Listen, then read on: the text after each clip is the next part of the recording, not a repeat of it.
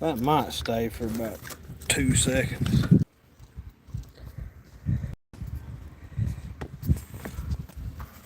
Try that.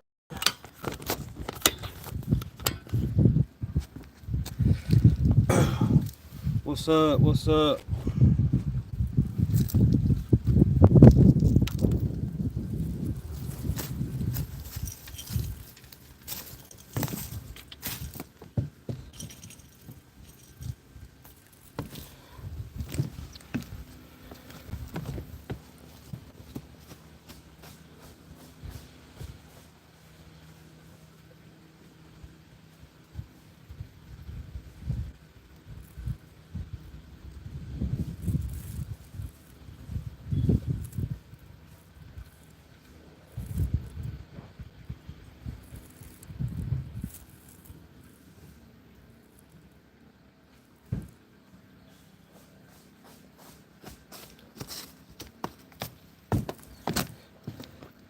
Yo, yo.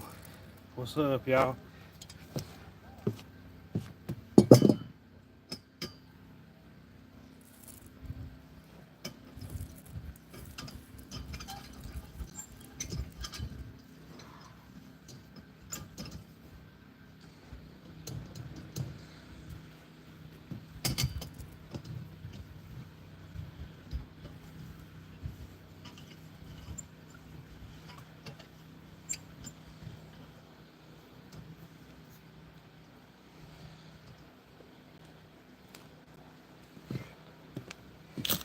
What we got going? Double hook, brother. Yeah, Godfather, that's right. Hell, I about forgot what they look like.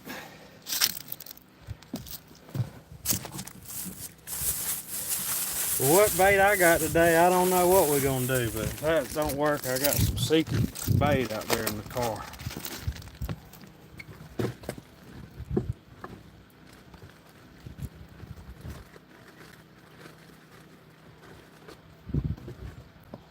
Double hook. Good to see you, my man.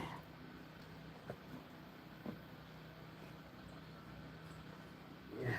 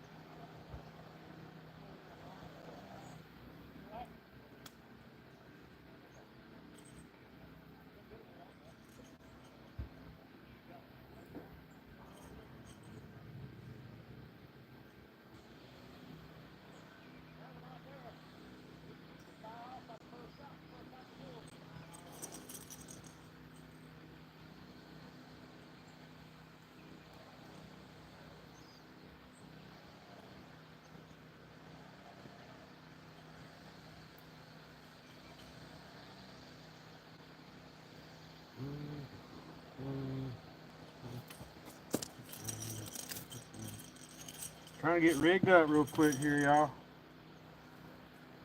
Like always, we come about half prepared most of the time.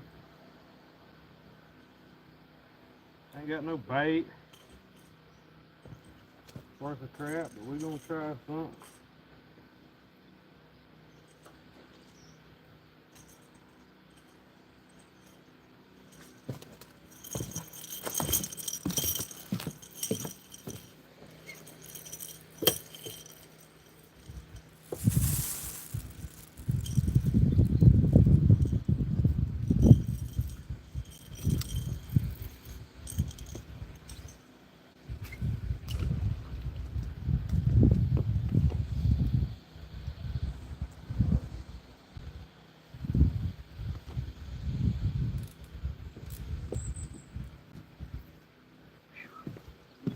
What's up, y'all?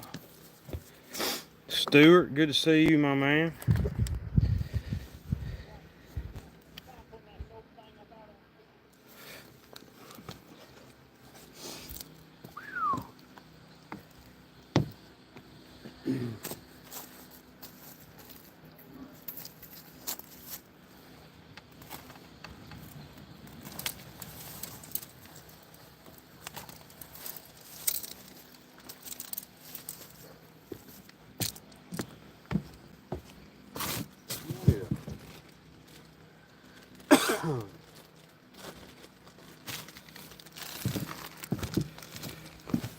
That's a funny looking guitar.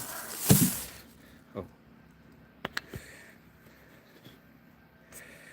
Which one, bro?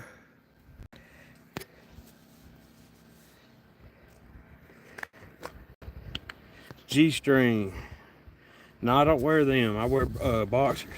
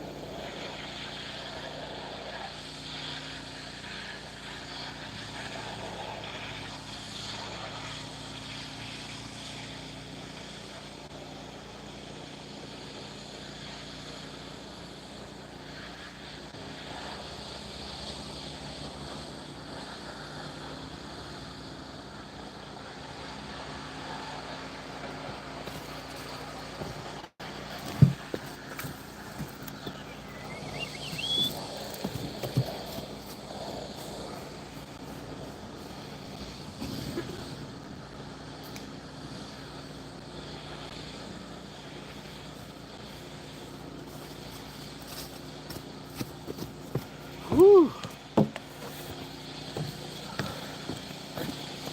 Chrissy, what's up? Good to see y'all. Oh, guitars, yeah, that went over my head, man. Like I said, a lot of head trauma growing up.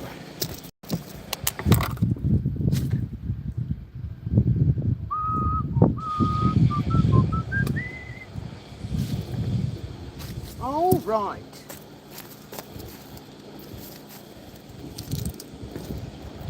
Whoever can guess what we catch first wins. Yeah, I didn't get it, brother. Like I said, it went over my head, man.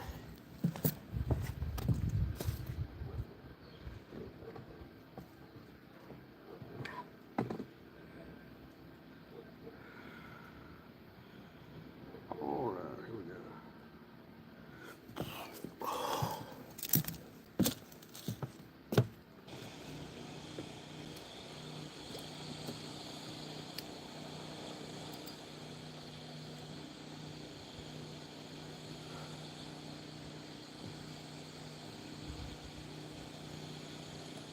Hope everybody's having a great day out there. Yep, bluegill. That's probably about right. Yeah, the last few times I went live, after I get home and look at it, it shows like it was on private. So I don't know. Today I did a little something different, and it ended up on this mode, vertical or whatever mode. But we're gonna just rock with it. Hopefully y'all can see me okay. Hopefully y'all can hear me okay, and maybe we'll catch a dang fish. You never know. Still a beautiful day out here, man. Just a blessing to be able to come on down here on the river, and it ain't too hot, ain't too cold. If I can get us a little bait, we'll be good to go. No, I don't need no caffeine, man. I would be crazy. I'm already amped up as it is.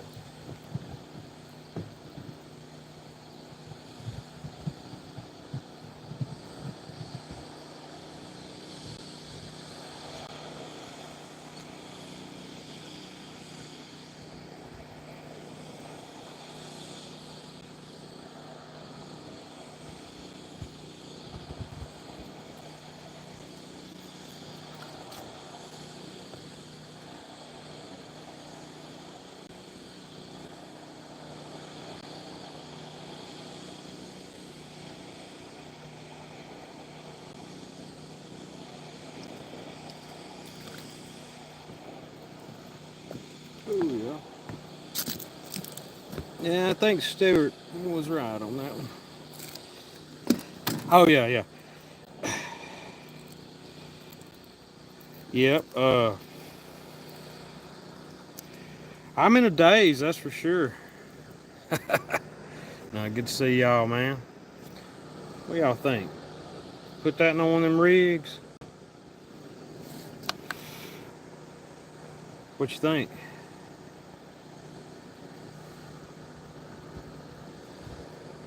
Let him grow, hook him up. I think we're gonna hook him up and put him over in the channel.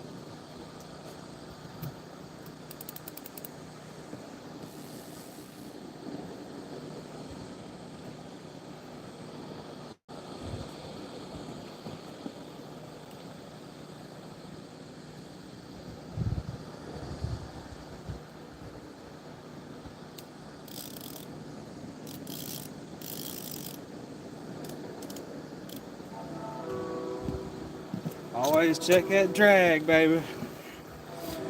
Face the ace. Good to see you, boss hoss.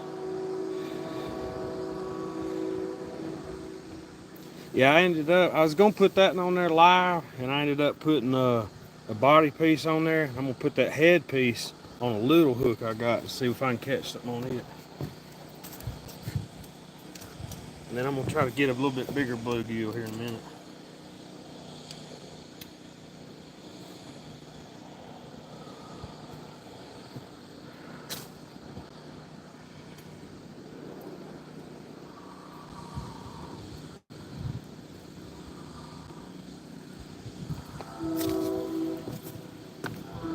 Toss this one over here. Now, if I get a good fish on this, that is gonna be a fight. I think that's 8-pound test, or it might even be 6. So we rolling the dice, kind of. But I got a little old small hook on there. But my luck, that'd be the one I get a monster on.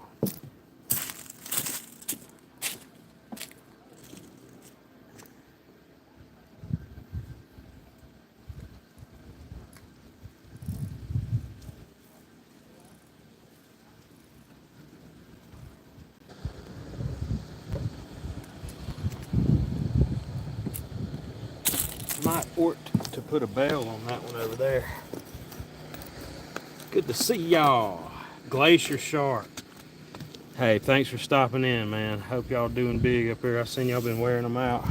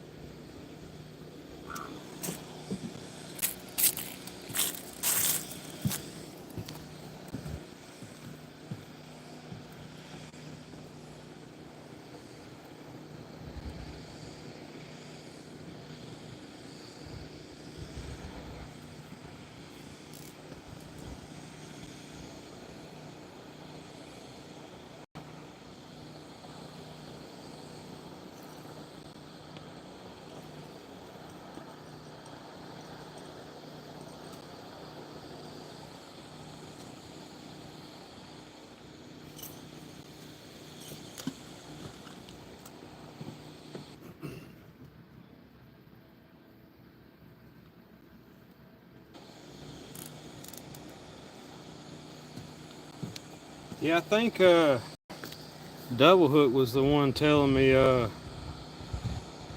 Face Ace put a pepper on the hook. Yeah, I thought about it. I got some roadkill up there in the car. I may have to break it out. But yeah, Dave Levy was telling me a while back, if you leave the drag tightened down on your rod and on your reel, uh, sometimes that might wear it out or stress it over years of time. So a lot of times I'll unloosen mine while I travel and store them. I thought that was good advice. But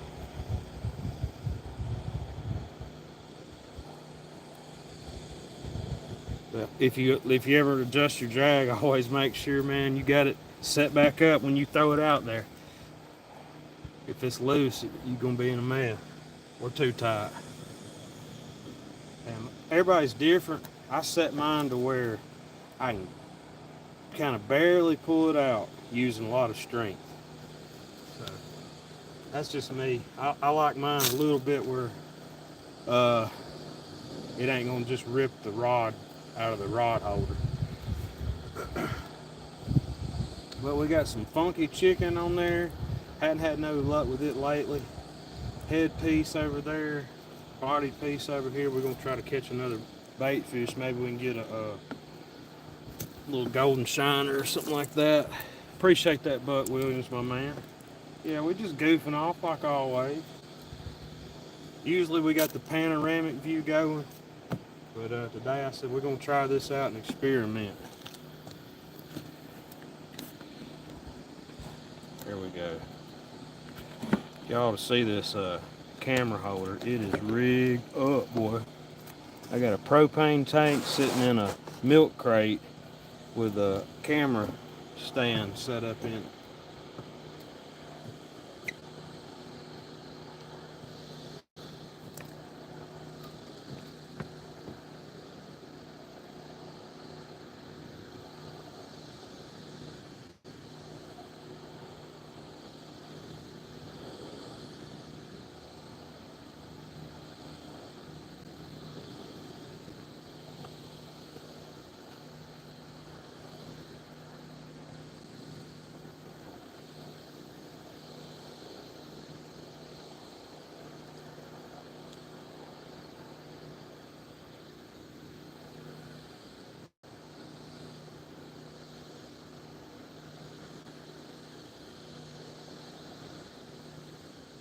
I thought about putting a float on there, but when I got down there, the water was running a little bit. Now it ain't.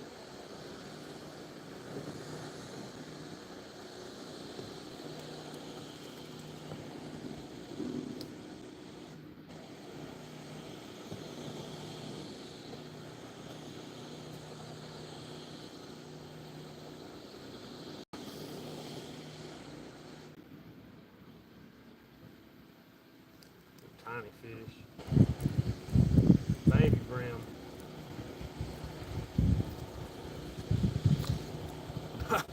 That was either a baby bass or a little creek chub. I swear that thing wouldn't. This damn worm was about big as it was. That'd have been some good bait. Put a fresh worm on there. Yeah, that might have been like a newborn bass or something. Which we can't use bass for bait down here, or crappie. Can't use bass or crappie.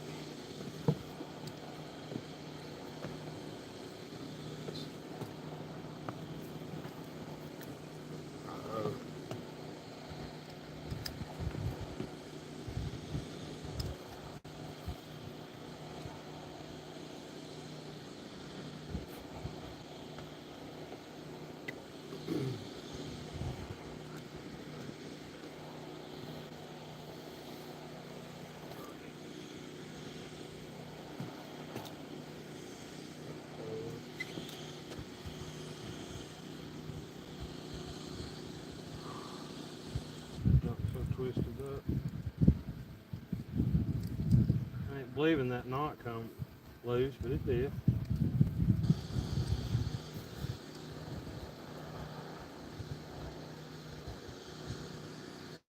All right. Yeah, appreciate y'all coming in. Chad Thomason, what's up, big boss? Robert, hey, that's my brother right there now. God bless you, Robert. Good to see you, my man. Wish you was here, brother. You can show me how to get some fish. Yeah, we just goofing off. Hey, I ain't expecting nothing today. Just a fun time. Beautiful day and a fun time.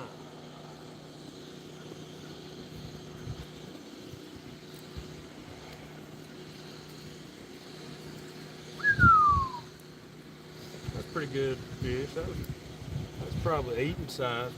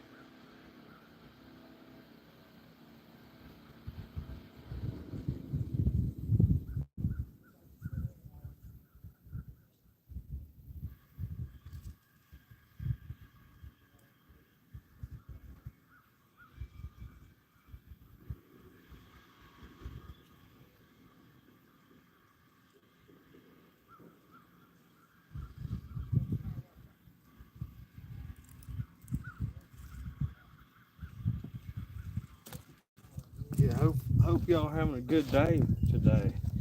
Hope everybody out there's having a great day. Wild Hook, good to see you, my man. What's up? What's up? We just out here goofing off, trying to catch some bait. We got our catfish rigs out there though. No telling. Ain't expecting much of nothing, but who knows? Who knows? This could be the day.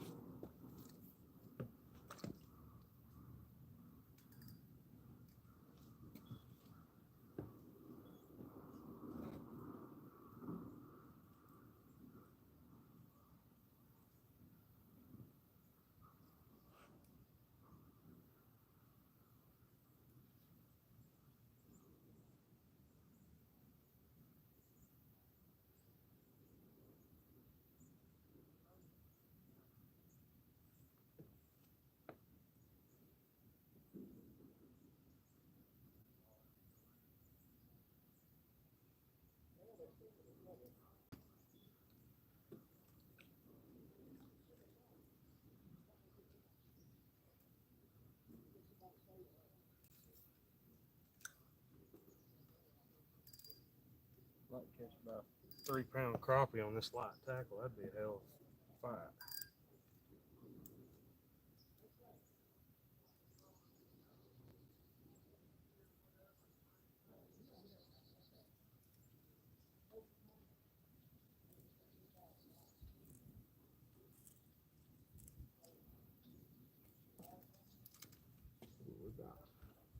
We're about to hook up on something. I don't know what.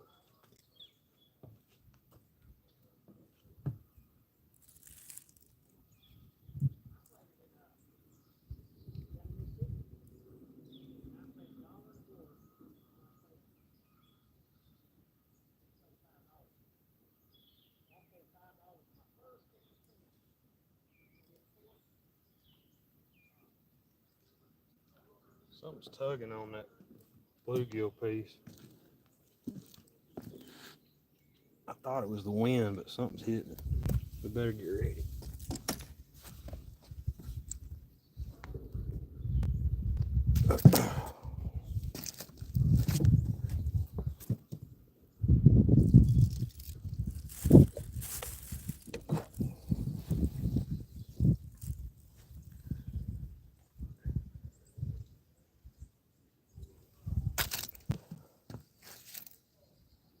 There's something piddling with it.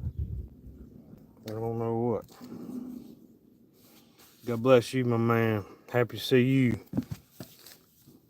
Oh, I would love that, brother. I love that, man. We might get down there one day. Hey, I'm proud of you, brother. You the man.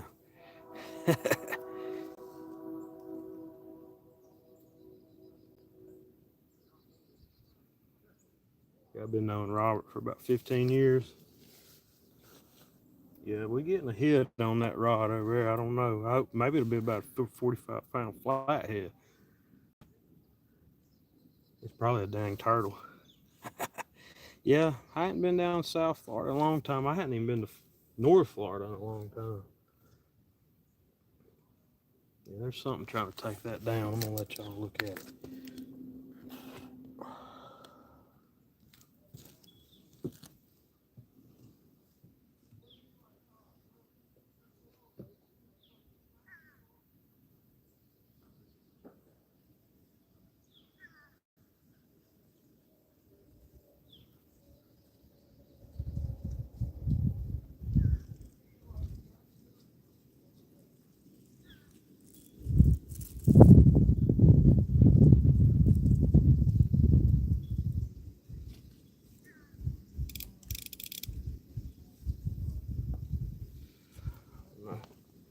Thought something was piddling with it, but who knows?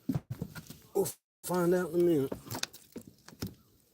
I reel it up and there ain't no bait on there, we'll know.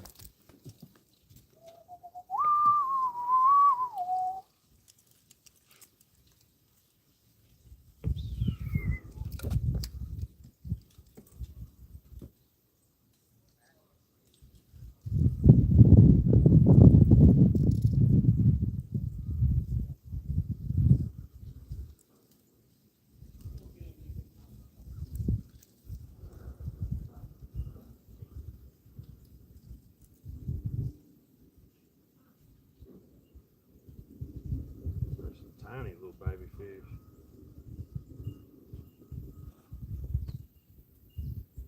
They're just tugging on that worm, they're not even eating it. That's probably a little 2-inch minnow or something. We catch them, we put them on a hook though.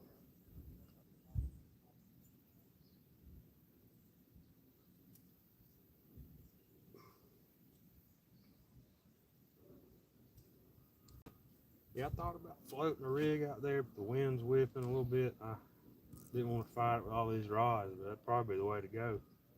Toss one out there.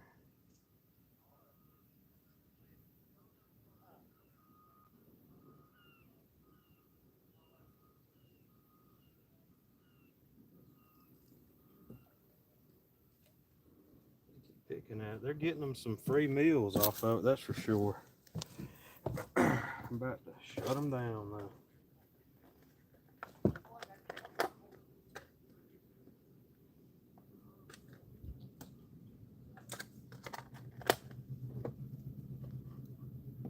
Yeah, man.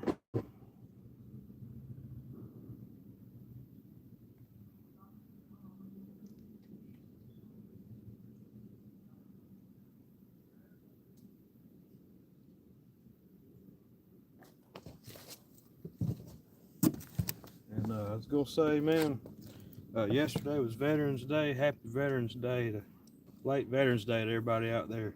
We couldn't do nothing free without y'all, so we appreciate it. Who we got? I saw Mike Sampson. What's up, big boss? Good to see you, my brother. We out here goofing off like always, trying to catch fish.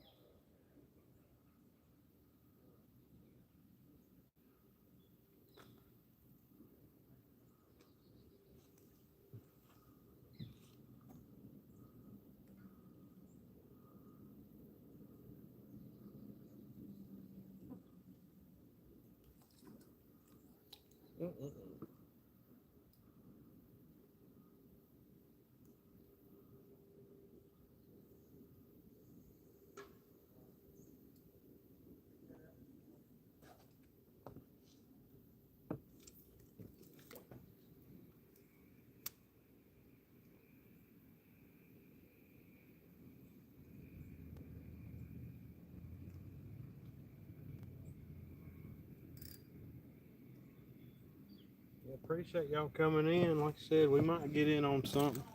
You don't never know here. So far, we haven't been doing too good the last 3 or 4 trips. We've been pretty short on catfish, so I'd like to catch something. I don't even care if it's small or what. 5 or 10 pounder would be pretty cool today. I don't care.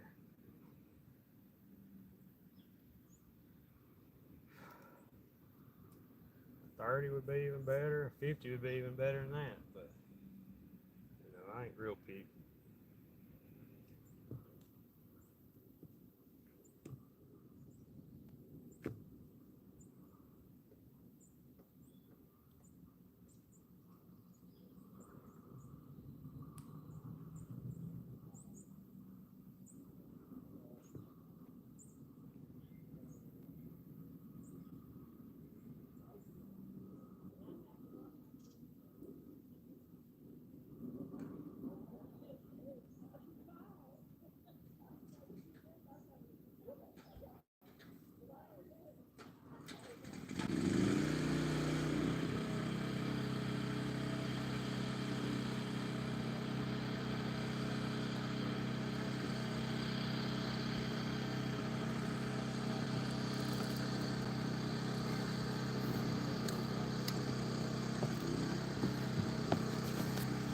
I don't know what they cranked up over there. I guess they done cranked up the lawnmower or something. It's loud.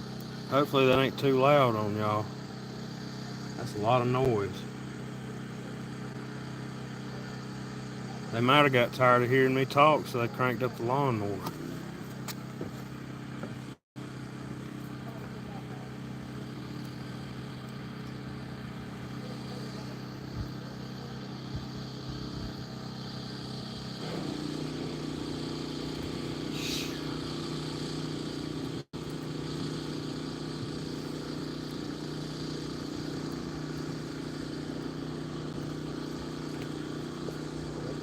Water now. Here we go.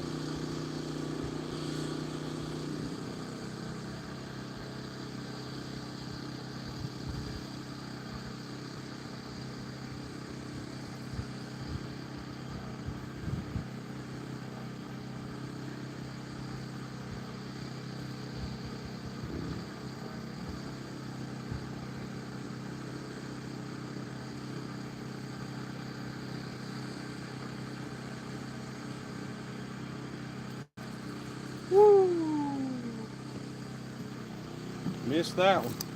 These are a little bit bigger hooks, but still.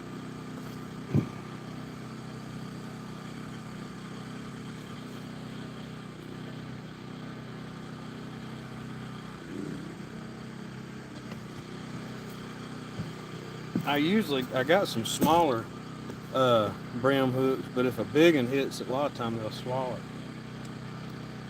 This is good all around size for them.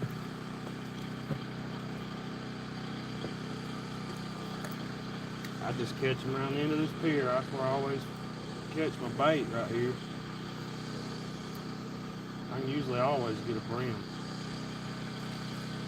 I'm missing today. They ain't just little ones, little fish. But might catch us a creek chub. That's kind of what would be cool.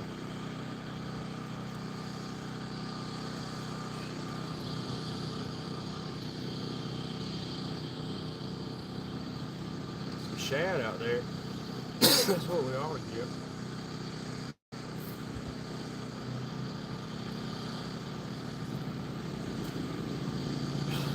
Might be some skipjack out there today. If we can get us one more brim, then we might get us a jig hooked on there and get going.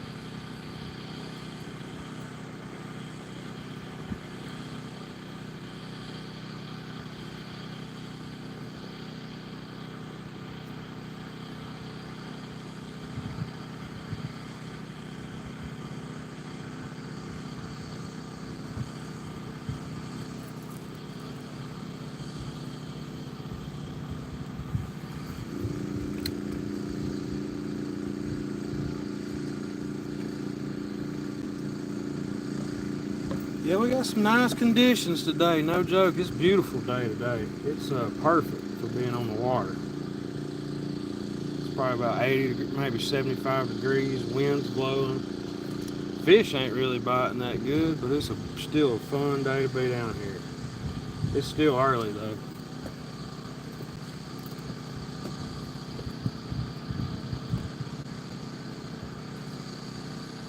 These brim are wanting to play, and I figured that's what that was. Shiner.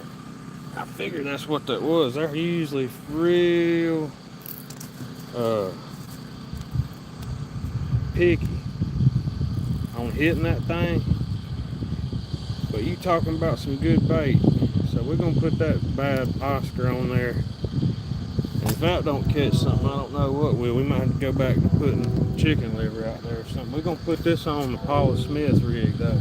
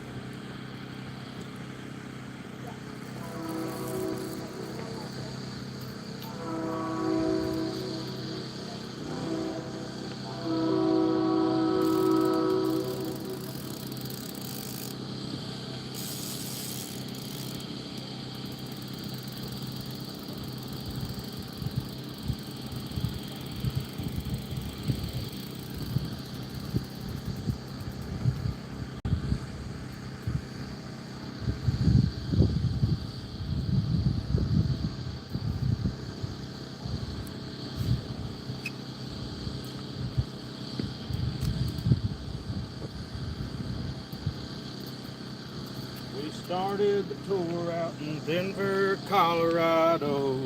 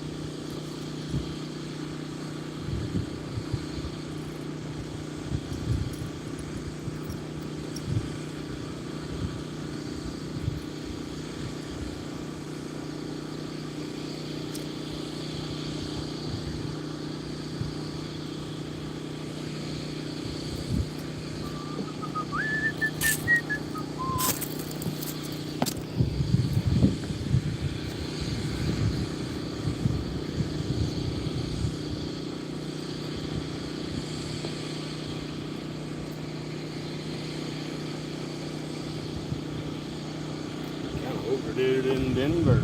Just don't remember. Did I see my buddy John in here? There he is. Appreciate you, Lisa. Good afternoon to you. Hope you're having a good day. Small water, good to see you, my man. Yeah, we got chicken over there, bluegill, and shiner. So, I don't know. We'll see what happens. I'm gonna pull up a chair. We're gonna chill out. I apologize for our neighbors across the slough, across the river over there. They saw me over here fishing and decided it was a good time to pressure wash their house. So hopefully that ain't too boisterous. I appreciate it, dude.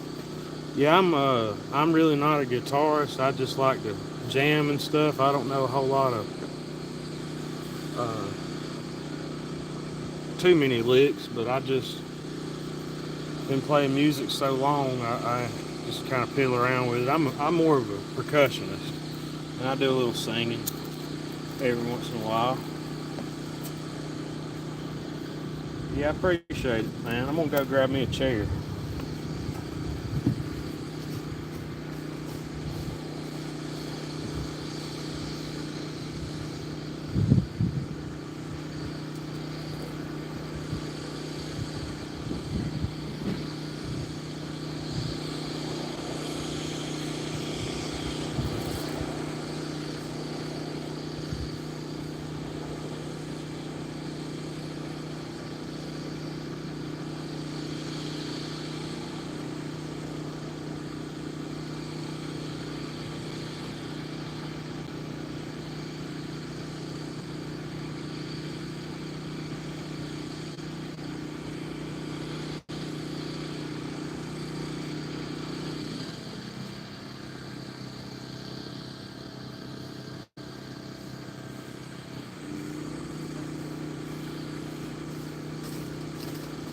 Woo!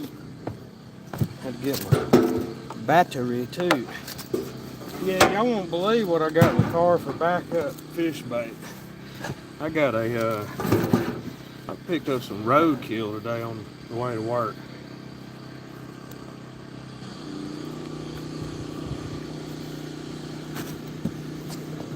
Whoa. So if we don't catch no bait fish, we'll just have to use that. But no, I was headed to work and there's a raccoon in the road. And it didn't look like it was messed up. Somebody had hit it overnight, and this is pretty pale, dark pale. I got it. I'm gonna probably skin it, when I get back to the house, and make a little something for the kids out of it. I got another one at the house, but if I make one purse out of it, I got to make another one because I got two girls. Jack Shore, what's up, brother? Great to see you, man. Great to see you. Good dude right there. I met Yak Shore at the gathering. Super good guy. I enjoyed hanging out with him. Yeah, we're down here just goofing off, man. I got some bait out there for him, but who knows? Yeah. Yeah, I get on Johnny's show sometimes, try to be tough and eat some hot stuff with him, but that guy's from a different world. I don't see how he eats all that stuff. I can eat one or two of them peppers. The other night I ate like 7 and it about killed me the next day. But I go on there and, this is it's a lot of fun, man. I enjoy interacting with everybody. But I told him, I said, y'all gonna think I quit fishing and just started doing peppers and stuff. I said, no, my body can't hold up to that.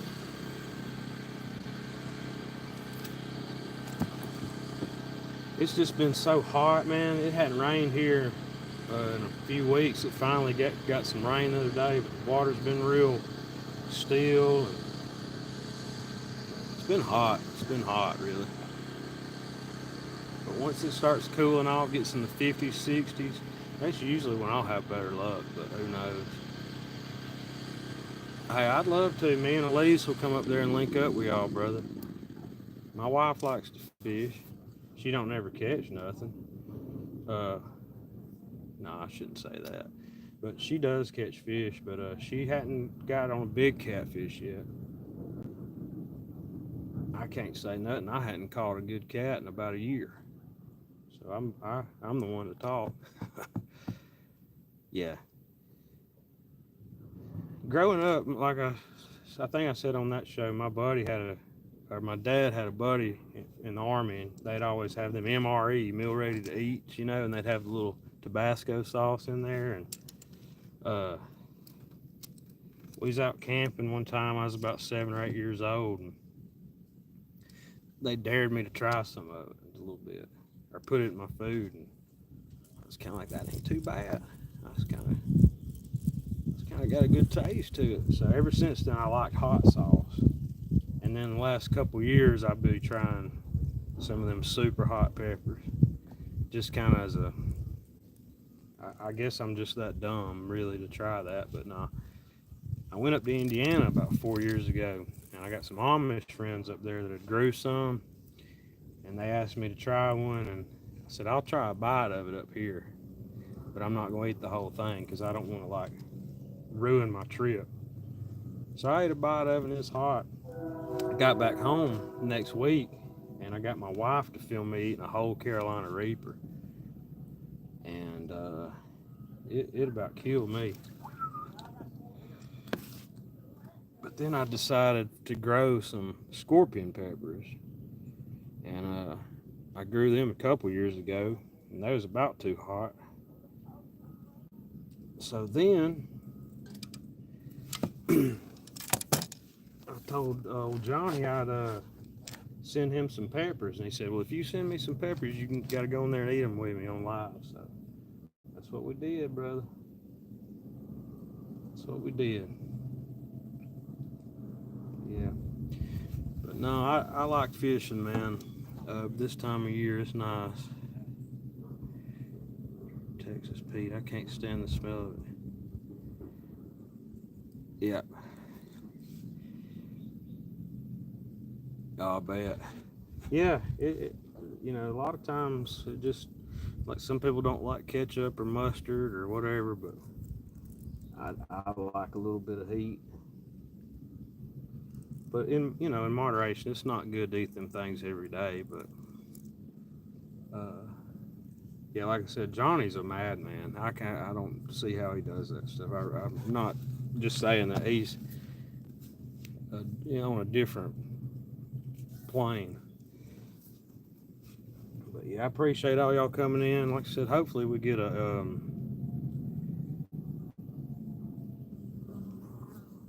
hopefully we get some kind of catfish. Who knows? You would be hot and chug your drink and bam, yep, man, I'd be ready to whoop somebody.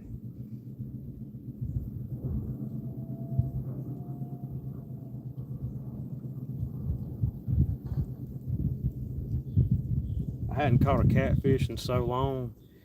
I'm hallucinating. I'm keep thinking the rod's going down when it's not. Kind of like when you're deer hunting and you keep thinking you see a deer in the bushes, but it's really just a log. 922, you'll bring me some luck. 351, you'll bring me some luck. I know, that's my buddy. 351 been riding with me for a long time. I think he was in my first ever live. Oh yeah. Yep. Hopefully y'all are doing great, man. I appreciate y'all coming in. Like I said, it's rarely are we on a ton of fish, but that just tells me y'all enjoy hanging out even if we ain't catching a monster. But there's been some big ones caught on live. A couple years ago we caught a 30 and about a 25. But ever since then it's been mostly small stuff or skunks. But all it takes is one, man. All it takes is one to change the whole game. But let's hook this charger up for I forget. My phone's probably about to croak.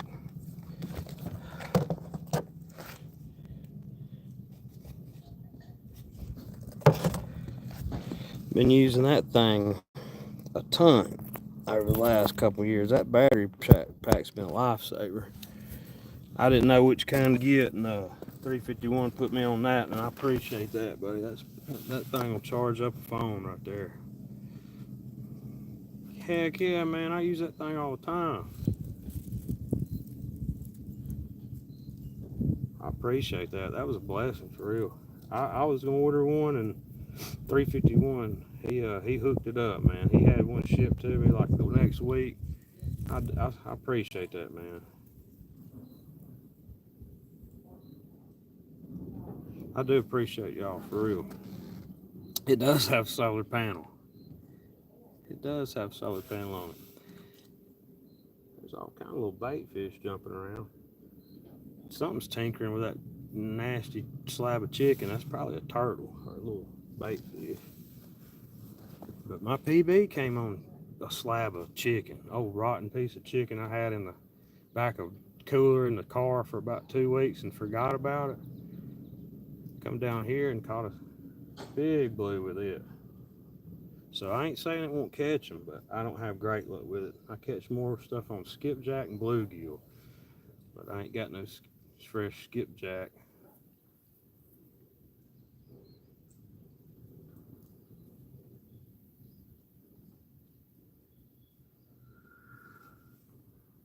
I figured something would be messing with that little shiner, but I don't know. I debated whether or not to take that rattle off there. It's got that glow rattle on there, and you know, sometimes you think, does that attract them or run them off? These fish might be smart. They might have seen that before. Oh, me. But now we're going to get a take down here in a little bit. It's too pretty condition not to catch something, man. It'd surprise me if we don't at least get on something.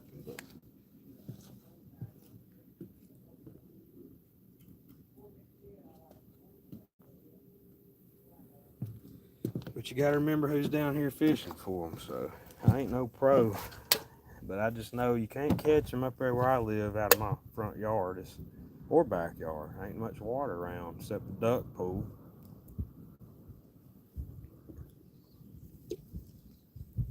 You got fish running, bait fish up against this bank right here. I'm gonna put a jig on there. There's bass and stuff are running them up against in the shallow part. You can see them feeding on them. Probably one of these little jigs out there. I don't have my double hook jigs today, I don't think. Unless I got one stashed in here. That's a possibility. We'll try something. We'll try something even if it's wrong. Oh, there's one.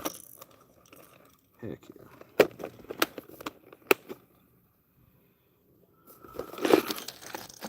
Ooh.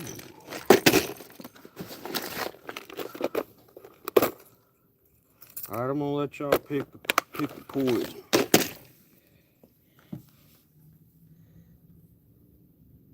Got that. Got that. Green, orange. It's got the orange tail on it. Feather. And that's a hair jig. Thinking about going with that bad boy.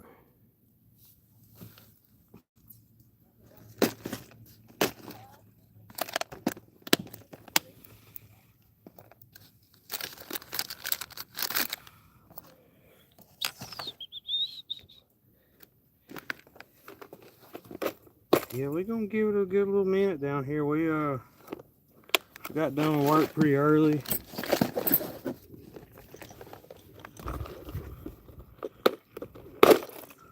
Pretty decent time. We had to cruise down here. There's the scissors.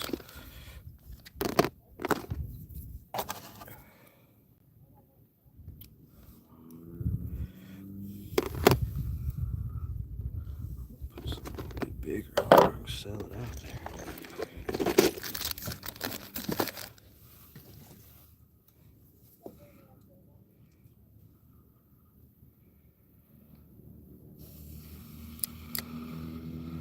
I saw where NJ, New Jersey fishing maniac, caught two big carp yesterday. That was pretty cool.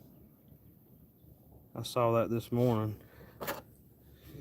You can't say he don't put in the work. That's one thing I like. He fished a lot of them little lakes and ponds up there, but he's always after them, and it paid off because you catch a 40-pound carp on rod and reel, you're doing pretty good. So shout out to that old boy. He's a good old boy.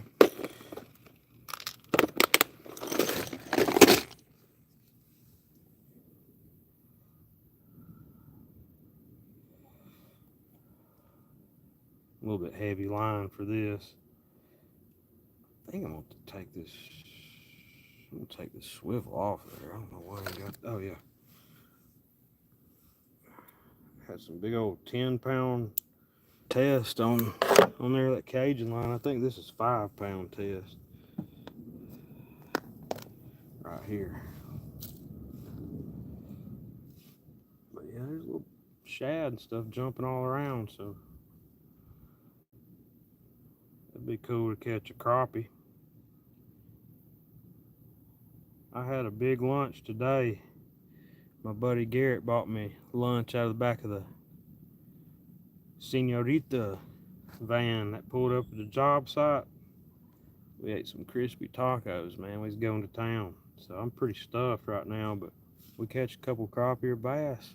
It'll be good dinner tomorrow, and we can have some raccoon to go with it. Now I'm gonna skin that thing when I get home. Put it in the freezer or something. Skin it. Put it in the cooler. And I'm gonna take that fur and make a purse for my girls. I already got one, and that's gonna be the next one. I hate seeing stuff like that go to waste. Now, if it was like tore up or something, I don't even think about getting it. But if it's in perfect shape, sometimes I'll get them in cooler weather.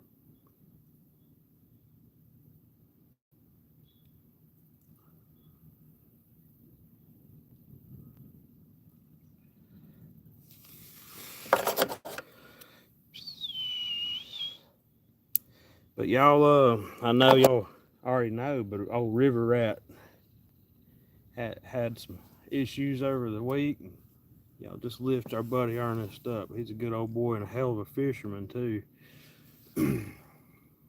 Yeah, old River Rat, he's my buddy. He's been in my lives for 2 or 3 years. He's been coming on visiting. I've been keeping up with him. That old boy put some fish on the bank now.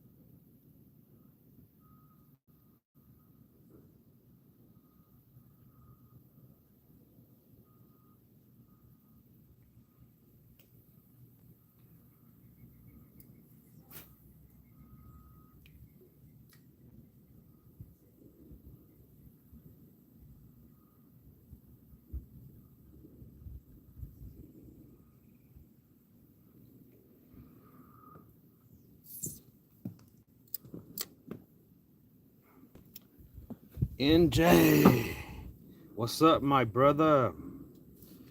Oh yeah, you know it. Hey, you be proud of me today, brother. I got an animal out of the road and it wasn't trying to attack me. Good to see you, my man. Hey, I don't know if I got nothing on Crocodile Hunter, but maybe Turtle Man could show me some tips and tricks, but I ain't wild as them two boys. I put on a good show, but no, they're hardcore. Good to see you, my man. Congrats on that PB carp. That was an amazing fish, brother. That was an amazing fish. Much props to you. That ain't easy to do. Not many people can say they caught a carp that big around here. So yeah, that's awesome, dude. Congrats.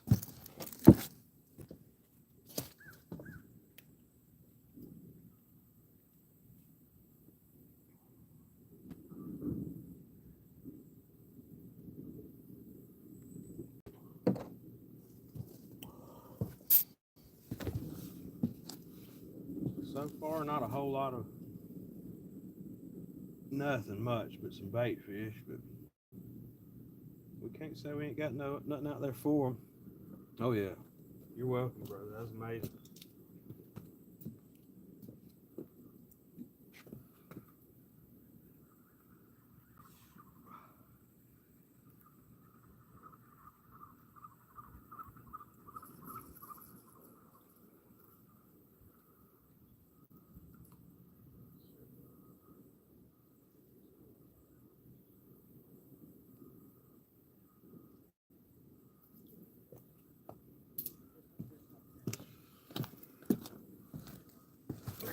I got a little bit different approach on this setup right here.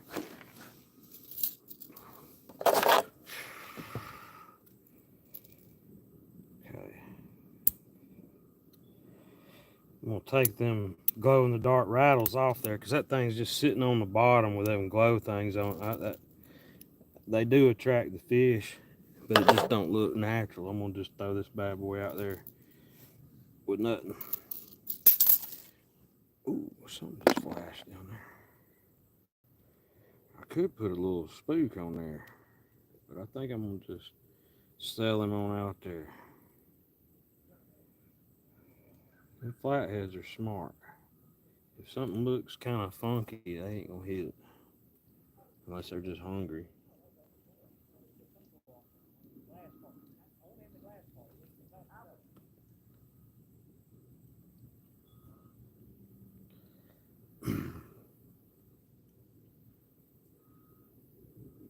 Just try different stuff.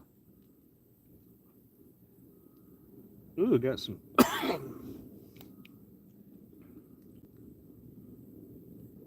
That thing don't taste that good. That's probably why they ain't biting. I got a little taste of that just then.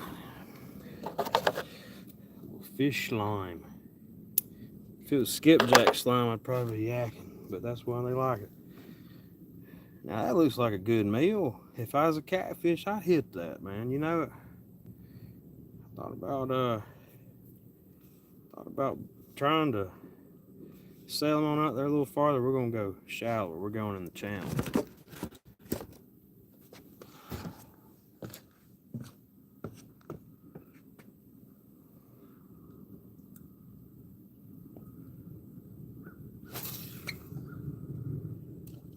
That's too shallow. I gotta redo that. That's like 2 foot.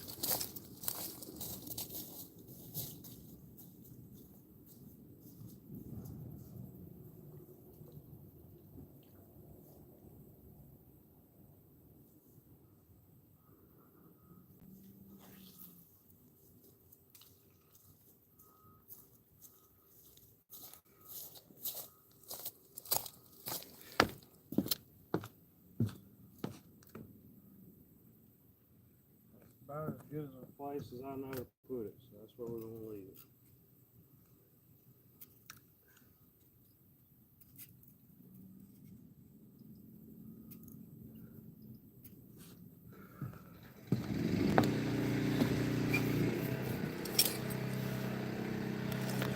Yeah, buddy. I threw it over there and it was a little too shallow. If a fish would have got it, it'd be right in the mud already. So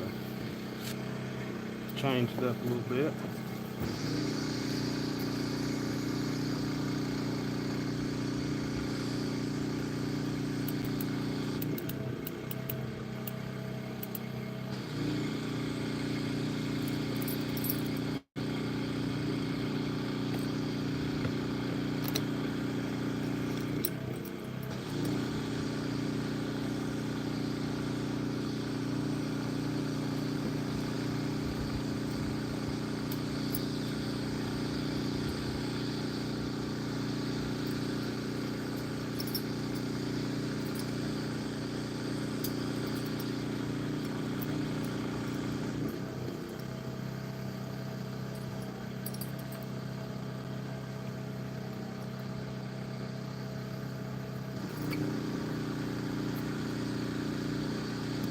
Excellent. Muy excelente. I appreciate y'all coming in, man. I really do. We ain't caught no fish, but bait fish, but we're still having fun. We're still having a good time. And that's all that matters, right? Fishing's supposed to be fun. It ain't supposed to be stressful. Although it does get a little aggravating when you don't catch nothing for a year. I hadn't put in enough work over the last year. I don't put in the hours like some people do. A lot of people out there on the water every chance they get. I know 2 or 3 of them in the community like that. Danny Stone, Jody, Parker, NJ's one of them. There's a lot of them that literally go fishing all the time. That's why they're so dang good at it. If you do something enough, you're bound to get good at it. And I'm all around decent fisherman, but shit. When it comes to a lot of them tactics and stuff they do in them boats, I respect it. But that's a lot of work, a lot of preparation. But I like coming down here on the pier, just chilling. I ain't got to worry about nothing but throwing some bait out there and chilling out. A lot of times I'll come down here and I'll be like, I don't think I'm even going to go live. I'll just film it if I catch a big fish. But, man, it's fun. It's better to have y'all in here. And I do appreciate it. So hopefully we can get in on a big fish soon. I'm starting to kind of have catfish with draws, as bad as I hate to say it.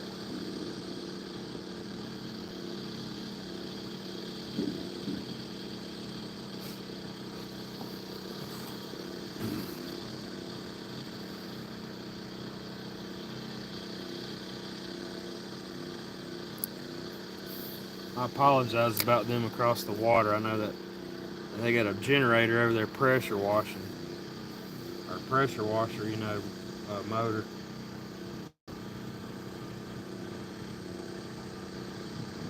So sorry if it's loud.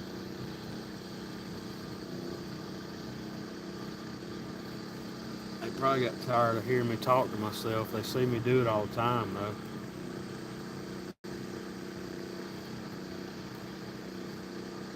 Yeah, man.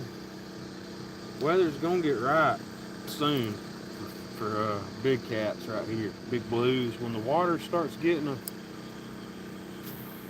a little, if it ever catch up on rain, we'd have a little bit better current, maybe not. I don't know. But sometimes this water's dead still. It's hard to catch fish. It is for me off this bank. You probably go down there about 200 yards. There's a 40-foot hole. You could probably drop some bait in around and catch something. But you have to get in a little boat and paddle down there, drive down through there.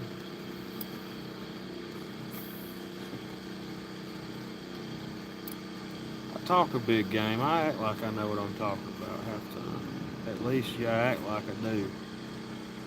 Every once in a while I get lucky though, I promise you. I've caught a fish before down here. Just not lately.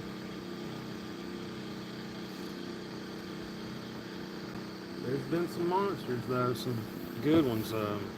Two boys caught a 30-pound flathead here in April, and my buddies caught a 32-pound flathead. There's been a couple high 20s. I caught a 36-pound blue. Caught a couple high 20s, 30-pound blues, stuff like that.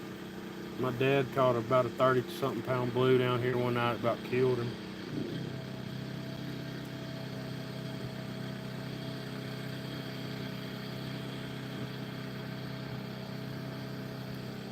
Dad fishes with the ambassadors. That's about all he's got set up. Medium rods. But yeah, he came down here and reeled up his rod to go to sleep. It was midnight. He passed out and woke back up and said, "Oh crap, I gotta go check reel my rods up." And come down here and there's a fish on there. And he said he fought it for about 15 minutes and it had shoulder surgery. Couldn't get it off on the pier. Had to call my stepbrother down here to help. He said he about whooped him. I said, "Well, hell, that's the fun of it, ain't it?" Nah, for real though, them big fish, if you don't watch it, they will whoop you. They'll break off. They can do anything.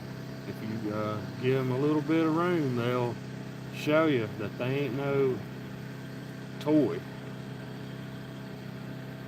That's why I'm serious about it. I used to would walk off and leave my rods down here.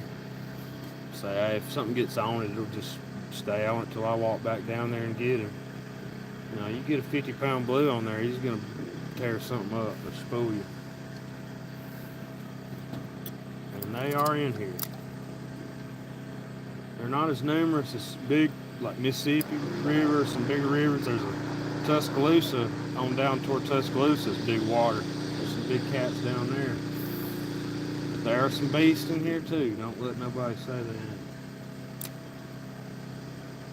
But catching them and getting them on the pier is a different ballgame. First, you got to hook into it. Then second, you got to have your rig set up where you can get them to the bank without breaking off, or your reel failing. Then you got to try to net it. So it gets serious. That's why I started buying all that heavy-duty catfish gear. I realized what was in this water, and I didn't want to be trying to land one with a 3,000 or 2,500. You know what I'm saying? That's been done before, but I don't want that to be what's between me and a 50 or 60 if I ever hook into one. I got a little bit heavier duty gear. I still don't run heavy line. I run a 50-pound braid and a mono leader most times. Usually a 30 or 40-pound mono leader. So if it breaks that, then there are shad and everything. I don't know if y'all see them shad and stuff jumping. I hate that. Try a little something real quick.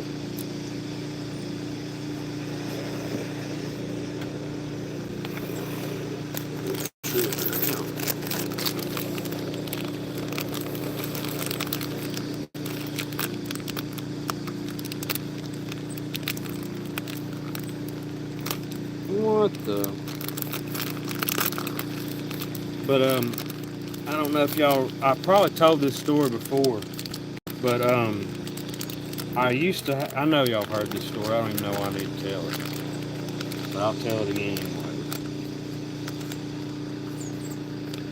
We used to not have Wi-Fi or internet at our house up until about 4 or 5 years ago. So I didn't do much YouTube or nothing like that. Cold Creek, what's up, boss? I didn't do YouTube.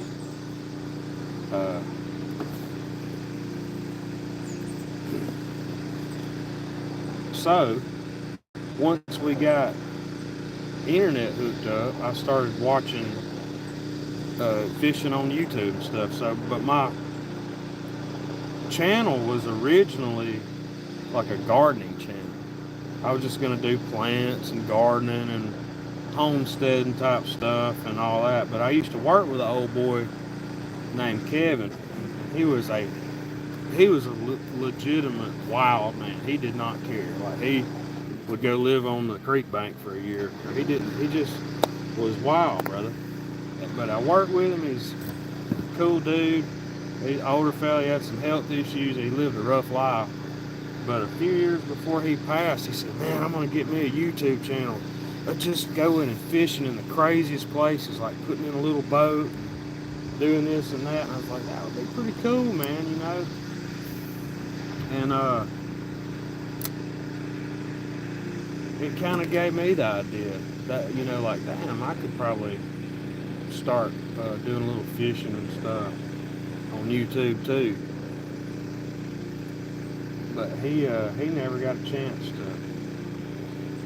to start his channel. But I said, man, I'm gonna do something, and maybe I'll meet some people on there, maybe even catch a few fish. But I didn't ever expect to run into folks all over the country,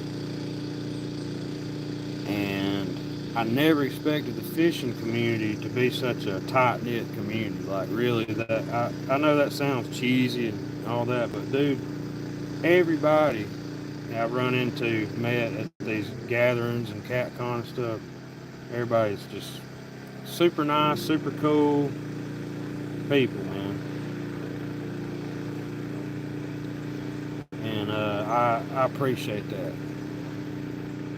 So that's why I keep doing it. It ain't all about catching monster fish. That is fun.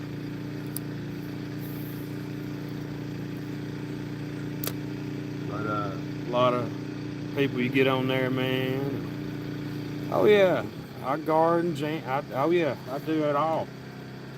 But I ain't gonna start a separate channel, because I'd have like 10 different channels: fishing, hunting, cooking, gardening, jamming. I even skateboard sometimes, man. I got back on the skateboard a few years ago and started riding a little bit. Oh God, yeah. Yeah, that Godfather and Kevin, they're cousins. I work with him. And yeah, Kevin was a wild man. Like, a lot of the stories of his you can't tell around a lot of folks. I wouldn't dare tell them on here. But no, he was a good guy. But he would just throw his old rod and reels in the back of his truck, throw junk on top of them. Like, damn, how ain't that line breaking? And he'd go catch fish. That sucker catch fish. He went fishing about every other day. And before he died, he ended up catching about a 30-pound cat, 30-40-pound cat, big cat. And yeah, he was wild, man.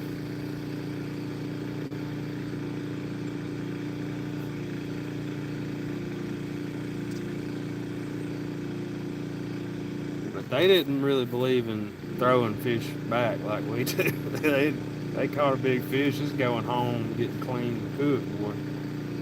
They grew up a little bit different. Ooh. But yeah, man. And then Godfather, shout out to him. They're the ones that showed me how to fish with these saltwater rigs and stuff. They're the ones that kind of started buying up the big heavy rods and catfishing. I always just fished with a 10-pound test, you know. And then they's the ones that started really catching some big fish down here. And I was like, man, this is my home waters. I can't let them show me up, you know. But I'd come down here and see them land big old blues and stuff. And I was like, dude, I said, I got to change my setup. There ain't no way this little joker's going to hold up to a big giant cat. So shout out to them, man. But yeah, we ain't got nothing. This water's dead still, but who knows? We're going to give it another hour or so. You might stay down here till midnight and load up, or might skunk. Who knows? But I got funky chicken, bluegill, cut bluegill, and then I got one of them spot-tailed minnows over there.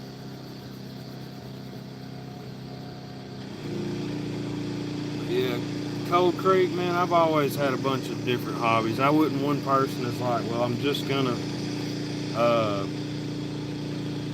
you know, ride bikes or play football or just one thing. I'm into a lot of different stuff, man. And whatever I'm interested in, I try to like go full force. Like gardening or something. Like if I first couple of years I gardened, didn't do crap, didn't grow nothing. But then it just made me want to keep trying because I enjoy it. Now if I didn't eat vegetables, I probably wouldn't care. But like I love like cantaloupe, watermelon, tomatoes, all you know how it is. So man, it makes me just want to like learn about it all. That's the same thing with fishing or any of it.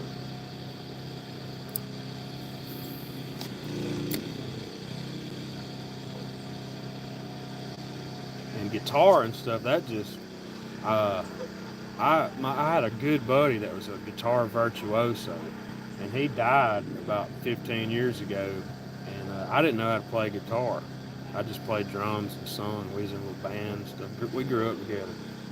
I said, well, dang. I said, I guess I'm gonna have to kind of learn how to play a little bit. So when I was like 20, I started trying to play guitar. So in 18 years, that's as far as I've come. That's not really nothing to brag about, but I still try and write music and goof off. I love music though, man. I like heavy metal, country, jazz. I like it all. I like old gospel. I like anything but a lot of rap and new stuff. I'll listen to a lot of that new country. But yeah, man, I like it all, brother. And I like to cook too now. I like to throw down in the kitchen. Yeah, it's getting pretty boring out here. No takedowns, but we're gonna just keep on trucking. Yeah, I like staying busy. I don't like just sitting around. Even if I'm at the house, a lot of times I'll be outside on the porch or out there piddling around or something.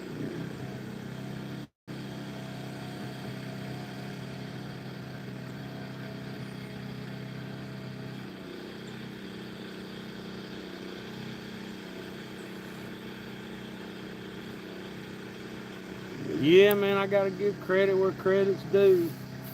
I've had a lot of inspiration, but the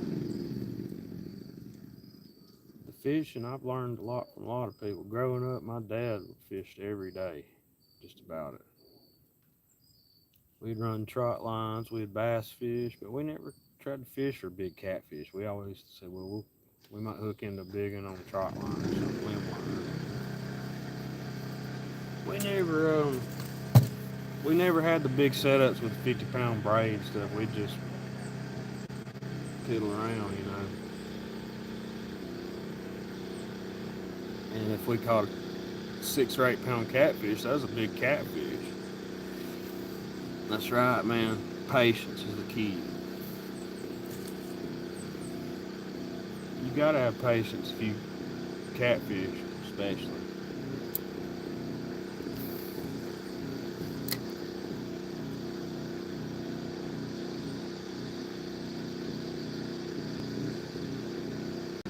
That's what I tell people. I said you might sit down here for 4 hours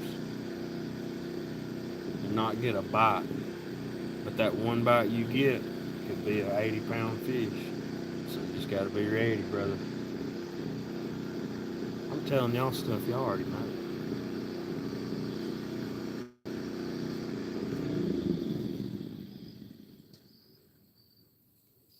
About time y'all cut that loud thing off.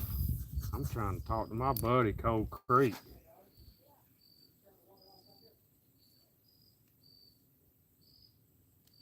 Hey, Cold Creek said turn that thing off.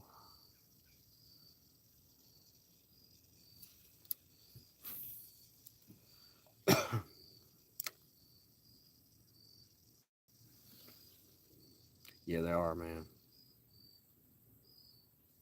Well, you know, you see people and talk to them, and then you meet them, and you're like, I don't really like them. How they, they're kind of butthole, or they're kind of weird acting or something, you know. Nah, everybody I met in the fish community is literally like 10 times cooler in person. Super nice, super cool, brother. I'm try to get back up there to that gathering this year. That's some good fishing up that way. I see what all the hype's about. That but there was about 1,000 boats on that water that day. I ain't used to all that, which I was fishing off the bank. But all the bank fishermen's the one that brought in the winnings from that tournament. So shout out to them. Yeah, I'm gonna try to make it back up there this year. Last year they had a tree fall on one of the pavilions, and they had to move it to a little bit smaller pavilion. But that sucker was packed out. There's probably 120 people there. But man, shout out to Daryl and Trophy Seekers and all them, man. We give Daryl a hard time. Everybody does, but man, they had a lot of good products, and they gave a lot of stuff away. They probably gave away 100 items. They gave away rod and reels and stuff, and that ain't why you go to win something. But it is nice if you are sitting there and win an $80 rod and reel. And I got to meet cool folks. I finally got to meet Brother Mike Sampson, and I've been talking to him a long time too. Him and few of y'all been riding with me since day one. Terry B, good to see you, my man. Hope you're doing good.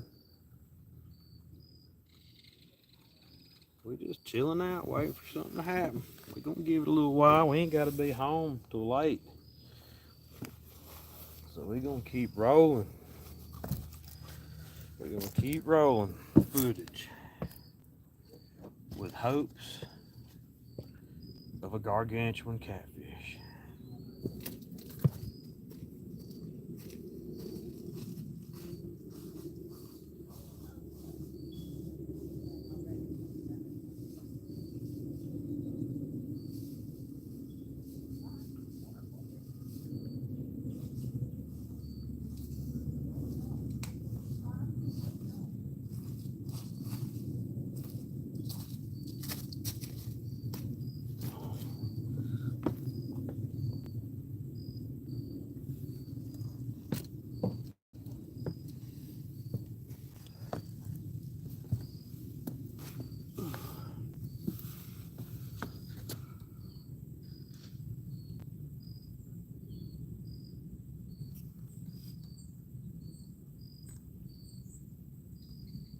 Who we got pulling in?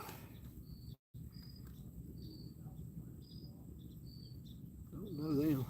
Didn't recognize that car. Alright, y'all been riding with me an hour and 29 minutes. And I'm gonna show y'all my new camera holder. Maybe while I'm goofing off, we'll get a takedown. But yeah, check this new, I designed this. So I'm gonna get a patent on it. But if y'all want a copy, you can. You take a propane tank and you sit it in a milk carton, and you sit it on a little Tikes little picnic table that the kids use. And then you take this broken phone stand, tripod's broke, you put it in there and it holds it down. So we got a propane powered phone holder, and then battery pack right here, and then you got this. That ain't going nowhere. So that's how we got set up today.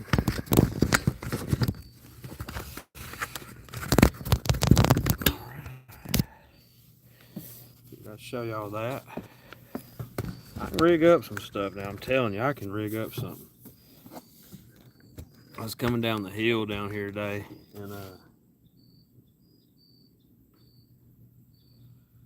I drive that old car. It's an antique Toyota. It needs one of everything. It don't have a brake booster, barely has brakes.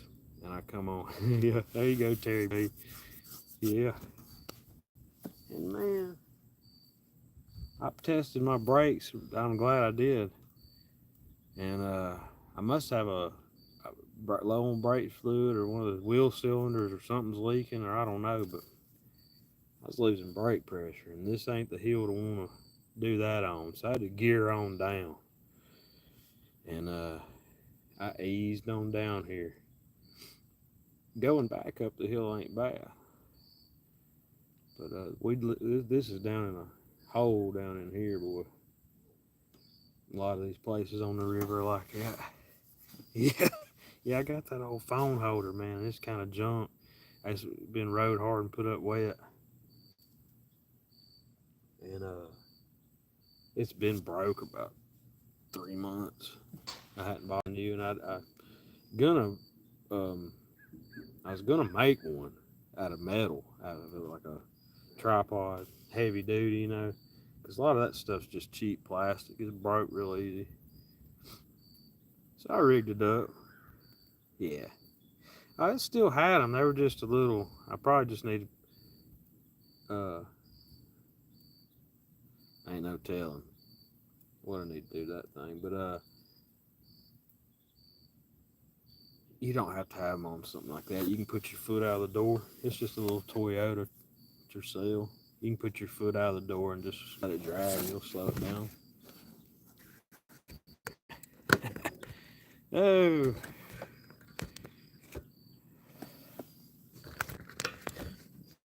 Yep, small water. You talk about catching some bass now. Lord. I don't care what nobody says. They talk crap about bass and stuff. Bass, fun fish to catch. Ain't nothing wrong with bass fishing. I fish for anything that bites. I like bluegill, bass, all of them. Catfish, good carp. Only thing I don't want to catch is a damn turtle. And I've ate them too. But yeah, them big old yeah, you catch a 7, 8, 9 pound bass, 10, 12 pound bass. That's gonna be fun. Yeah, that's right. They do.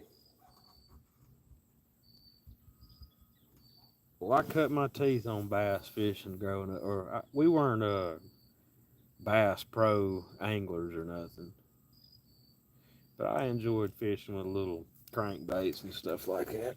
For sure, man. For sure. There ain't nothing wrong with it.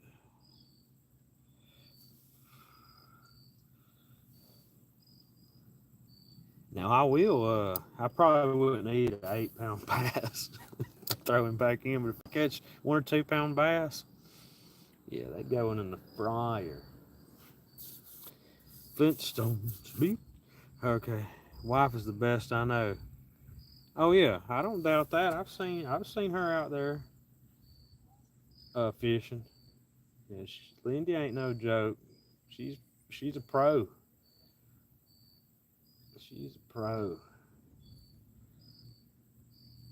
When we were growing up, we used to take lizards and just hook them like weedless and throw them way back in the back of weed beds, man.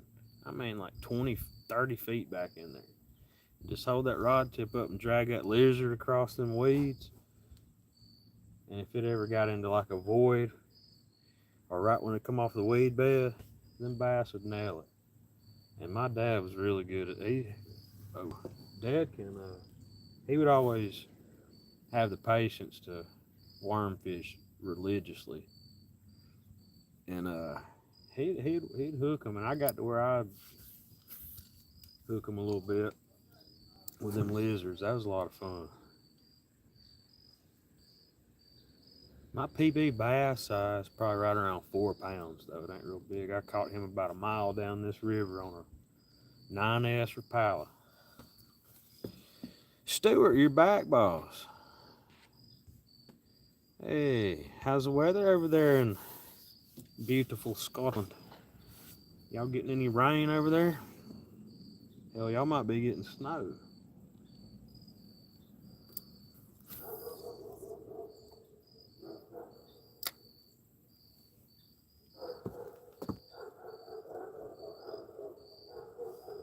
Motherland. Come on, I want to fish.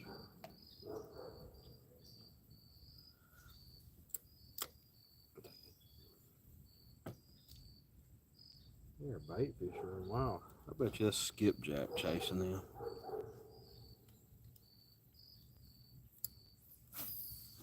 Wouldn't mind catching a big old skipjack.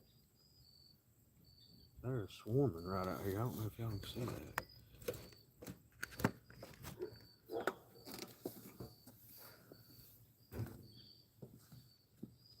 World record skipjacks, I think. 3 pounds. They caught some not far off that down here.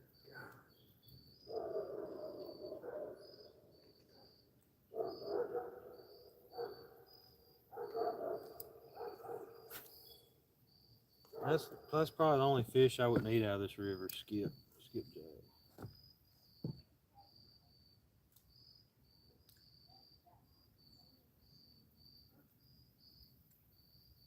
I've ate drum before. I told y'all that story too a while back. When I was like 10 years old, I went fishing and caught a drum, and it was about a 3-pound drum. I brought it back, and Everett South fried it up for me on his fish fry. I showed it to him. He said, "Oh yeah." I said, "What kind of fish is this, Everett?" And he said, "That's a drum." I said, "Can you eat it?" And he said, "Yeah, I'll fry it up for you." I sat there and ate that sucker. It wasn't bad. But the skipjack's a whole different level of nasty.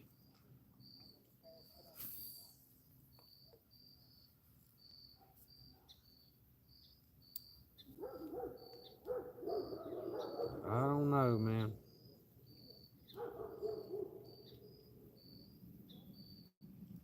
So far, nothing much is occurring.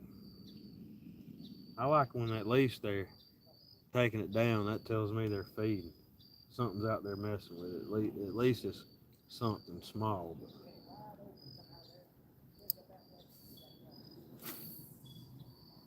But you don't never know. I don't get discouraged anymore hunting or fishing. I used to when I was younger. If I didn't catch a big fish or catch any fish, or I'd go hunting all weekend and didn't kill a deer or didn't see no deer, I'd get mad. Or now I don't. I don't care. I'm just thankful to be out here. Offshore trip for this week is now on tap for the next few weeks. Offshore. That's one thing I've never done is deep sea fish. I fished off the surf a few times, but never been out on a boat.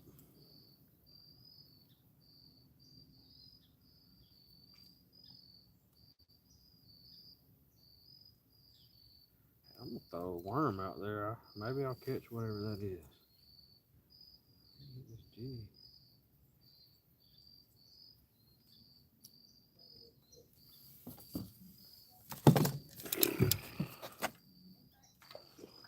Now that was something. Is that going after my bait? I hope it is. There's a big bass that struck over there.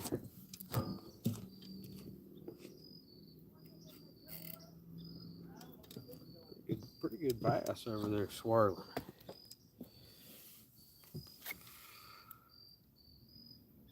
Oh man, I hope she feels better, Yak Shore, man. I know how that is when the missus is down. It throws everything off, especially when you get the youngins, and hope she feels better. Yep, when mama's sick, it's a mess, because usually mama can power through. Y'all.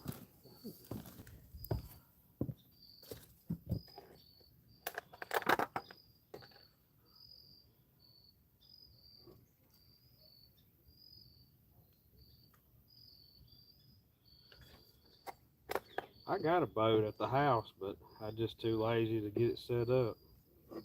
Because I know if I get it set up, then I got to go fishing.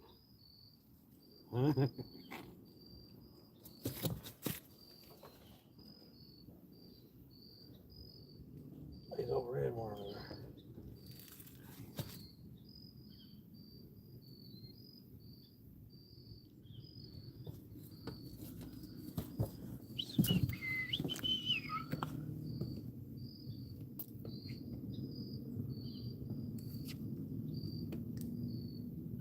walked off the pier there for a minute.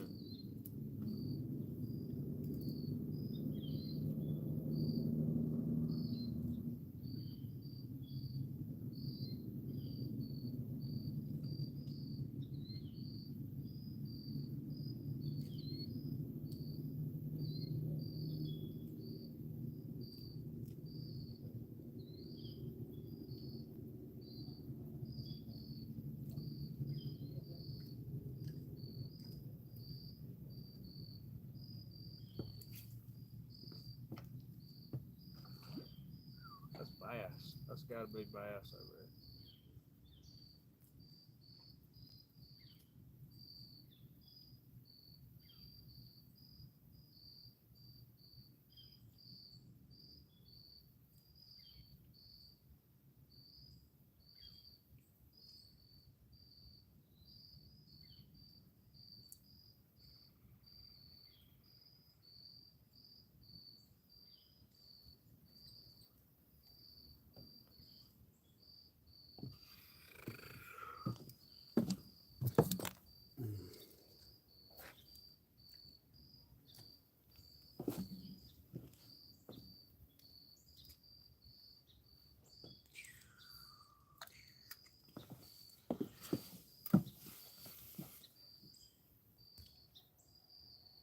Ooh, duck hunting. That's a lot of fun.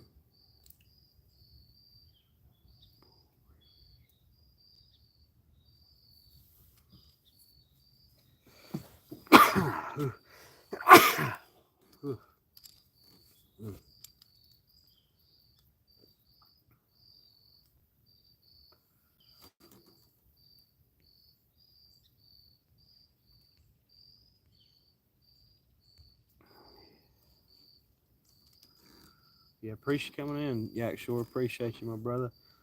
Terry B. I wish we could get a big catfish for y'all, man, but just don't never know. There's all kind of little bait fish out there getting chased around. I thought about throwing a little bass lure out there and just trying to catch something. Ooh. Okay, here we go. Here we go. Something.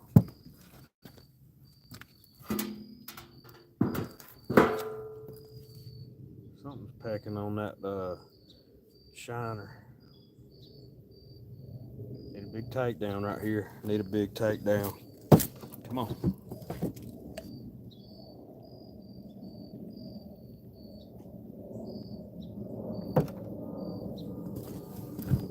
He's messing with y'all. It's flathead.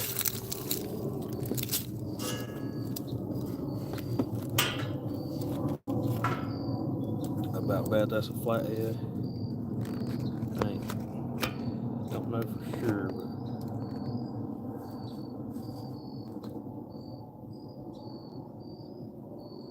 at least I hope it is. I've got high hopes, man. High hopes.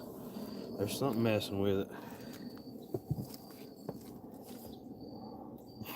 We're gonna keep an eye on that line.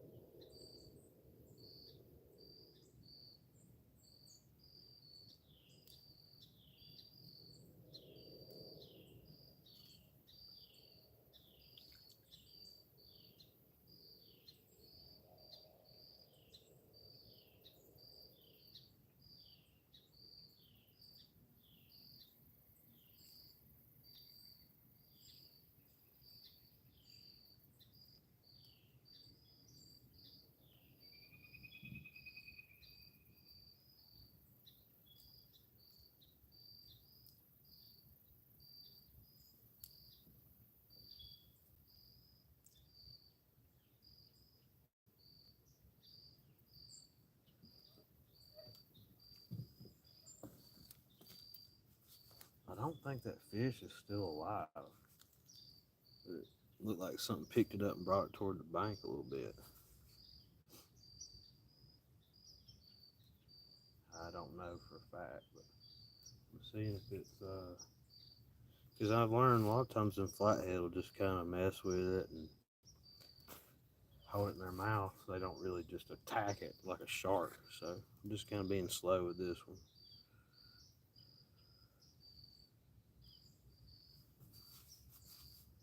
There was definitely something messing with it earlier, so we'll see, man. I don't want to jump the gun.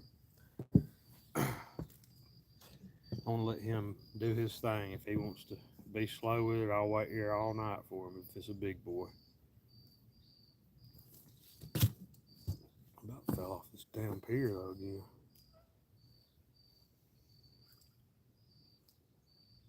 It could have been a bass that hit it or something. Who knows? They're all out there.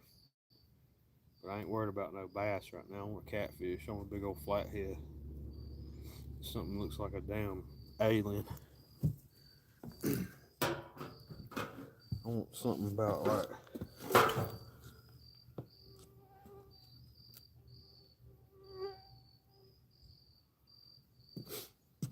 about 40-inch fish would be pretty good for starters.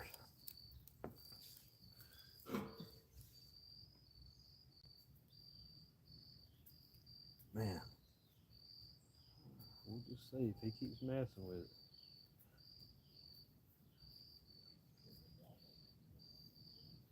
I don't think that fish swam that far because it was in kind of rough shape when I pulled him up earlier.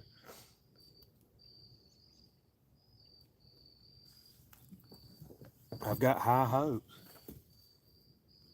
I've got high hopes on that bait right there.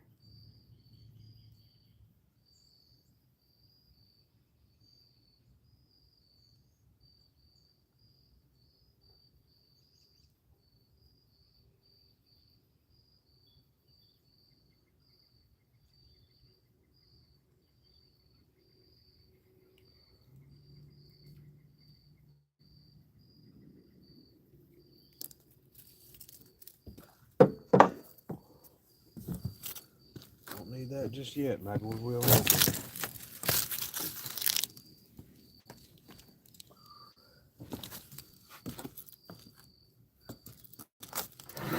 A watch pot never boils, and usually a watch rod and reel never goes down, in my opinion. Usually it's when I'm walking away or looking away. So we're gonna get back to screwing around and maybe it'll take down. Whoa.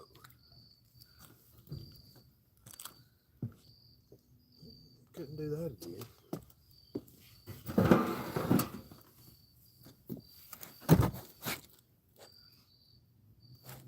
Man, Richard Jarvis. Good to see you, my man. Cheers, brother. Yeah, we just peeling around. We've had a couple little bites, nothing fantastic. Got a couple bait fish, nothing to write home about. Caught a brim, cut it up, sold it out there. Got some funky chicken, and then I put a spot-tailed minnow over here on the right on my Paula Smith setup. Trying to get a flathead. Got a little bit of current, not much. Not much current at all.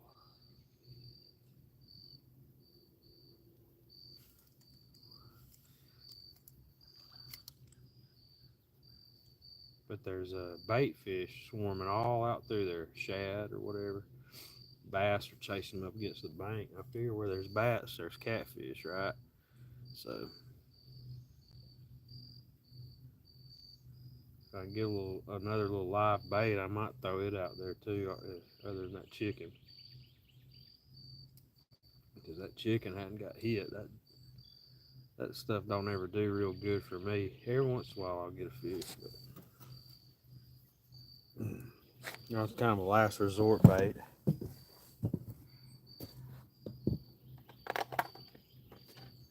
High hopes.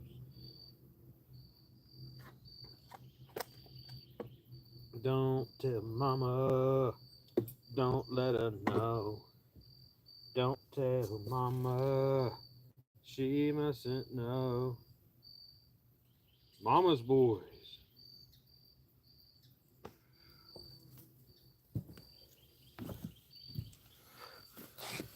Stewart, you still in here, boy? Catfish regulators.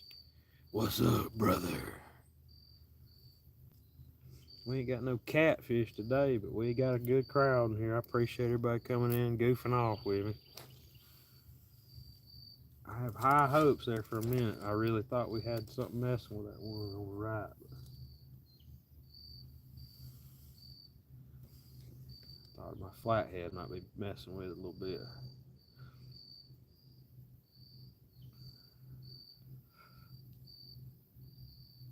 Oh, Yellow Jacket, he's back.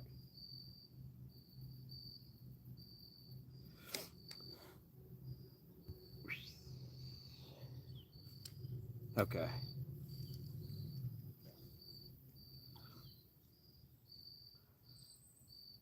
Yeah, Richard Jarvis, good to see you, my man. Appreciate you. Hopefully, y'all been catching some good fish over that way.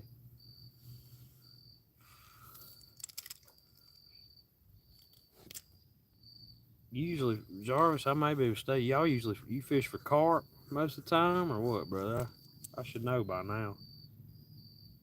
Y'all do carp mostly, don't you?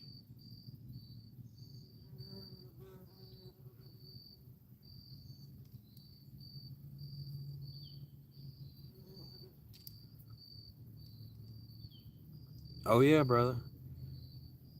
Since probably 4 years ago, you 351, NJ, Ernie Brown, Chrissy Brown. I can't remember everybody, but Jody, Pontoon Jody. Some of y'all was some of the first few that come into my live streams. So I appreciate y'all, man. Sea fishing, there you go. Hey, I like that too.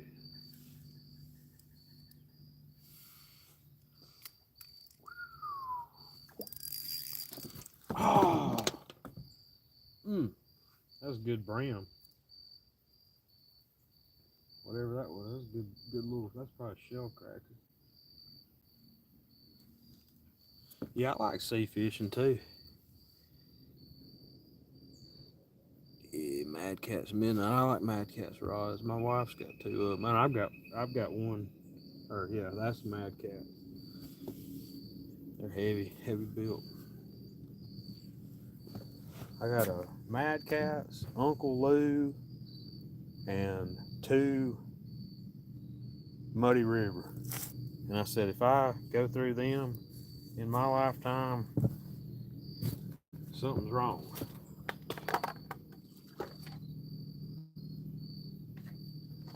Hopefully, nothing happens to them. I absolutely love the Uncle Lou rod. It feels good catching fish, but I want to catch a big fish on the Paula Smith setup. I know that'd be a fun fight. But I usually put my flathead set up over here to the right. I usually put it on the Muddy River. But my PB come on a $29 Walmart rod and reel. I've got $700 in rod and reels. My PB come on one from Walmart. Go figure. But no, I luckily had 50-pound braid on that reel, or I wouldn't have never landed. It was smoked the gears. It is an ugly stick rod, which they'll hold up to about anything. Ugly stick, stout rod. But the reel on it was like a $15 reel. I just was goofing off. That's usually how it goes. You'll catch the biggest fish on your lightest tackle, but I got the fever after that. Got the fever after that.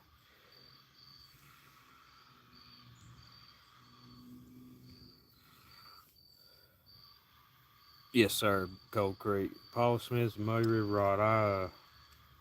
I saved me up some money a couple years ago. I had money burn a hole in my pocket, and I went up to live on a wife of Mad Cats, and I got me one. I forgot the boy's name. I should know. It's the North Carolina state record holder. His signature rod. I had a lot of good reels, and crap. I've got some reels I bought at a pawn shop about 10 years ago.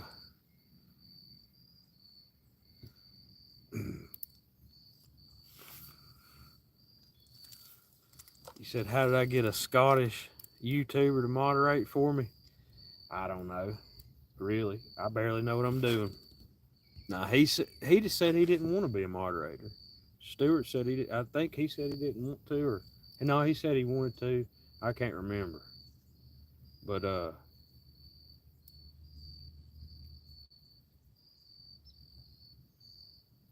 I give Stuart a hard time sometimes.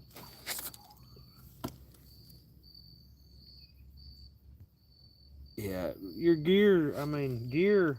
You can catch a lot of catfish with a $25 rod, but the reel, consistently, that's what makes a lot of difference. But I just got these because a lot of them's got stainless guides, and I use braid and it's heavy backbone. I like the grips on them, and got the butt fighting handle. And if I ever get a chance to go up north, go up Tennessee and fish, or good God, pretty good fish right there. Them bass are making a racket. They are wearing out them shafts.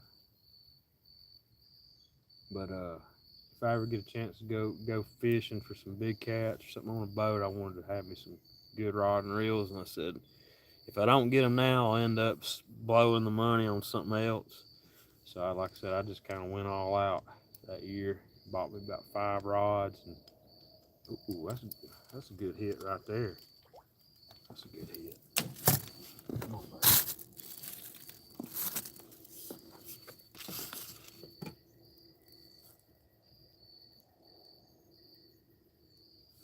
It had a little bit of a bump.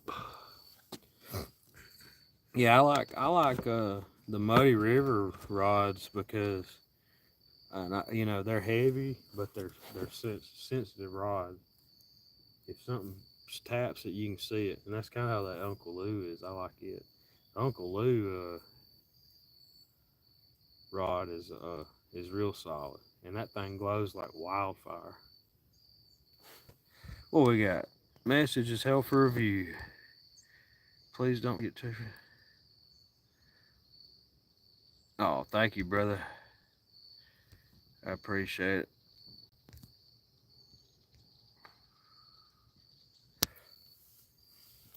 Yeah, I got to set my moderators up and all that. If I don't have you as a mod, don't take it personal. God Almighty, they're wearing it out over there. Yeah, if you ain't a mod, don't worry about it, cause I never get on there and mess with it. I'm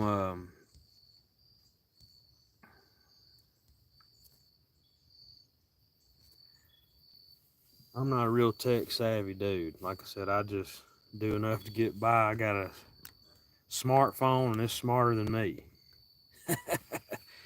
So a lot of times I'll say I need to set up some more moderators, or I need to edit, or I need to do this, and I'll get home and don't don't do it. I just like coming down here and hitting record and going for it. Hey, I appreciate that, uh, catfish regulators. You all right too, but my buddy. We need to link up. I'm gonna try to get back up there to Tennessee this year. That was a fun time. I'm gonna bring the kids up there this time. Last year I brought the minivan up there. I used to hijack the minivan and take off to the CatCon and all that. I drove it out there on that point up there in Tennessee, and I said, if I drive this thing off in the Tennessee River, that ain't gonna go over well. I'll probably get blacklisted from the minivan. Oh yeah, yeah. I never think about that stuff, and I should. But knock on wood, we don't ever have any trouble, no drama, or no X-rated stuff, or no pissed off people in here. Usually, it's pretty chill. I ain't got to worry about too much. I bet y'all heard them bass splashing over there or something. They're chasing them shad around.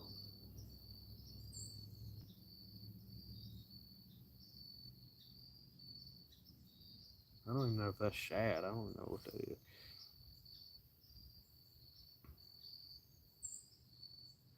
Cold Creek, well, if you got that, then there ain't no excuse now to catch some monsters. I know there's some big fish up that way.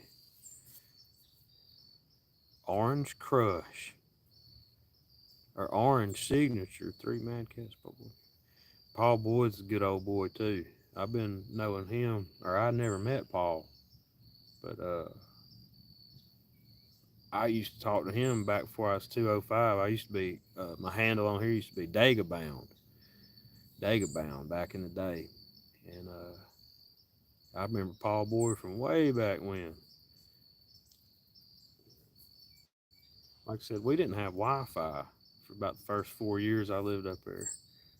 And we finally got internet and Wi-Fi, and it was on then. I was like, oh my God, you're telling me there's people that fish on YouTube all the time?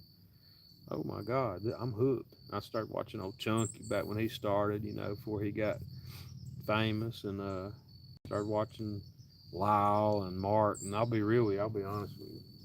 I'll shoot straight with y'all. The first time I saw, I guess it was Panfish Nation, I was like, who are these dudes? Who are these Yankees? I was like, what are they talking about? And I was like, but then I started getting on there every week, and man, I love that show. I love Mark and Lyle. They're good dudes, and I enjoy interacting with them. They're always supportive of my channel, and they got a lot of knowledge and info. Some of them people that's been on the water all their life, that's where you're gonna learn the secrets from. But they're good dudes. I enjoy watching Pontoon Jody, Parker, Danny, all of them, brother. Creole, Lance McCoo guy's my buddy. Ernie and Chrissy, for sure. I got all kind of people on there I ride with, man. That's what makes it cool. We're all different. But we all got the same goals, and that's to have fun, catch fish, preserve nature, and we all family. Most of us are family people. We got people, that it's up to us to show them what somebody showed us, man, how to catch fish. Yep. Yeah, oh yeah. Well, Cold Creek, you've been riding with me a long time too, boss. But yeah, I've had a lot of help uh,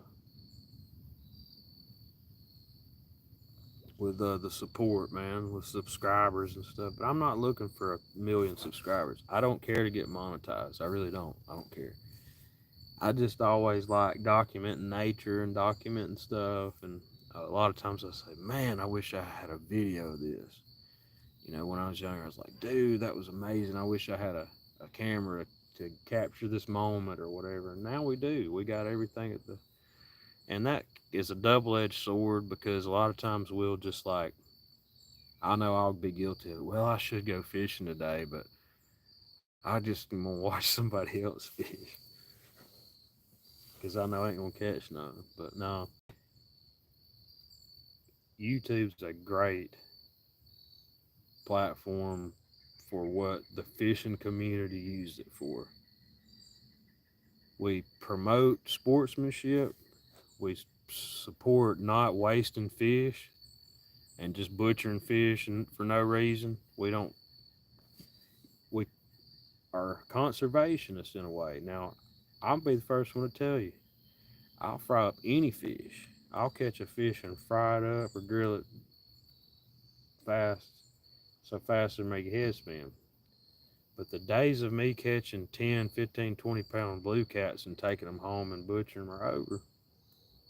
That's our breeder fish, man. I like throwing them back. If I ever catch one, I throw that sucker right back in and let him go on its way. Something about like that. Channel cat is going. Hog leg. That's my boy right there now. Hogleg been riding with me since day uno too. Him and Melissa. Melissa was no joke, one of the first people I talked to on YouTube. One of the first people I talked to on YouTube, man. Hog, you a good boy, I know that. And if I could, I'd ride down there with you and we'd raise a little hell. Nah, good to see you, my man. Yeah, I don't care to be famous. When I was younger, when I was like 17 or 18, all I wanted to do was write music and be a famous rock star and all that, and be tour and all that crap. And I got older, man. I don't care. I don't care if nobody not cares what I do. I just do it. And the fact that I don't want 10,000 people. I don't know none of them.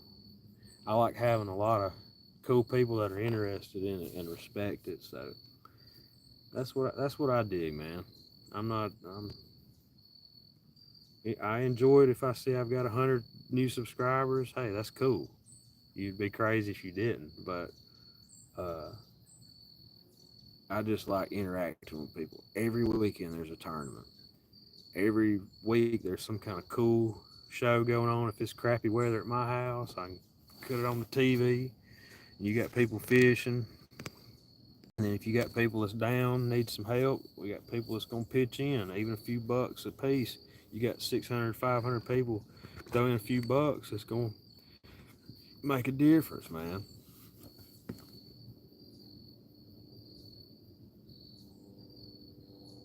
They're starting to pull the river a little bit, but not much. Yep, Hog, I didn't mean to miss out on you, buddy. But no joke, Hog Leg Melissa was some of the first ones that come in the live. I'd have like two people in there. They'd be in there hanging out with me. They saw me catch some big fish. Oh yeah, yeah. I just back when I was younger, I wanted to be the showboat, and I'd want to be the wild man and all that. And I'll still show out a little bit every once in a while, but I'm like low key, man. I got a family, two kids. I work, and used to, man. I'd never be home. When I was younger, I was always on the go. Did not ever want to be home. But now I'm totally different. I just like hanging out at the house.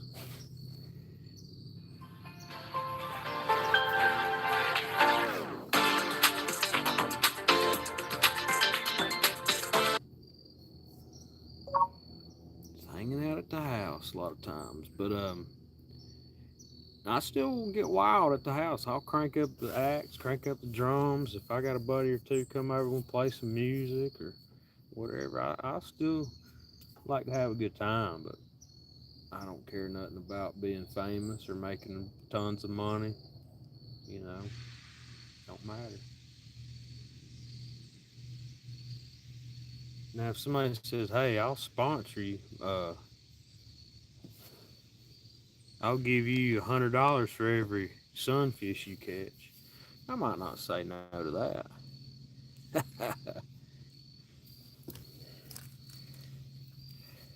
But no, man, I enjoy being outside. When I'm at home, you can ask my wife or anybody. If it's pretty weather, I'm never. If it's pretty weather, I'm rarely inside sitting around.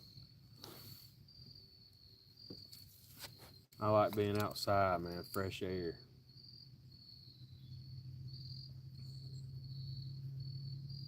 We're gonna give it a little bit longer. 2 hours and 11 minutes in.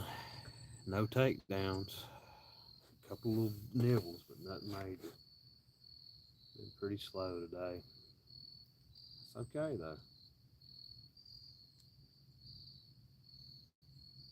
Y'all got to hear me yap and babble on incoherently, and I appreciate that. It means a lot to have your support.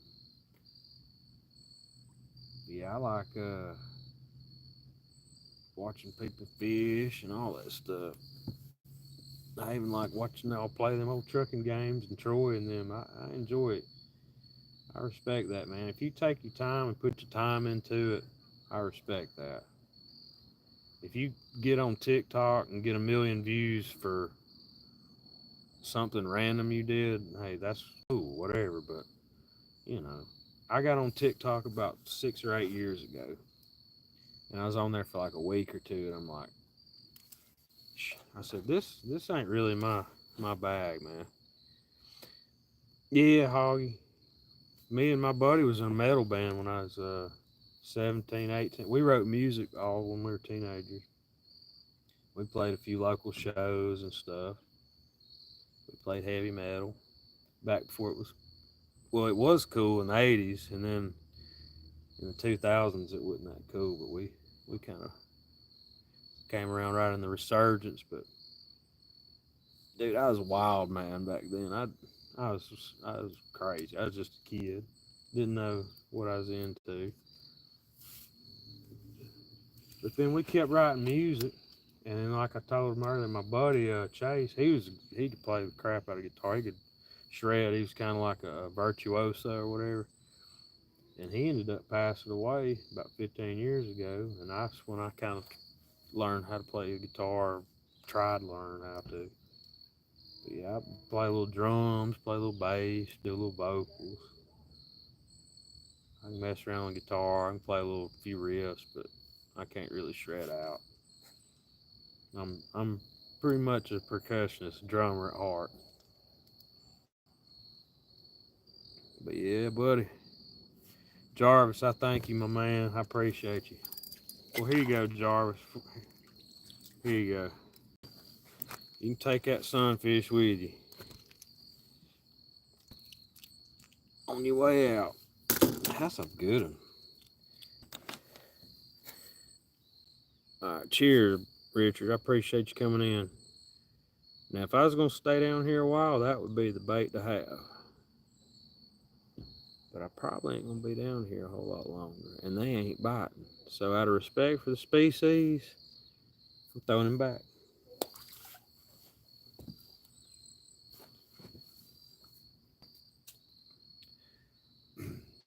If I didn't have no bait, I'd chop him up. But I got bait out there that they ain't hitting, so I ain't about to butcher him for no reason. And if you freeze them, they ain't no good. So, might as well just chunk them back in the drink. Them sunfish are pretty, though. I will say, them and pumpkin seed are about the prettiest fish in this river. Flatheads look pretty cool. Yeah, them pumpkin seed are neat. And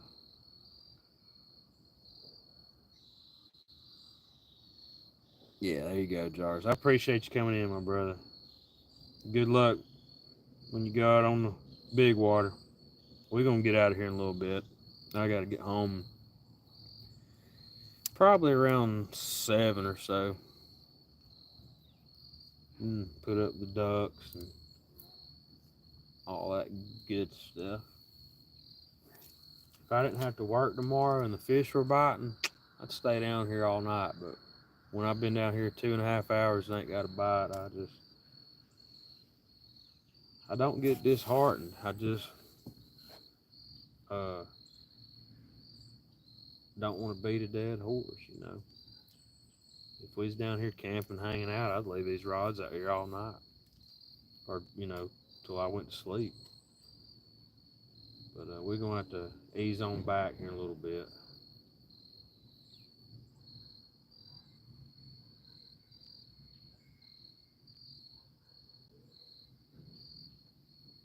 Yeah, Hog, I hope you're doing good, my man.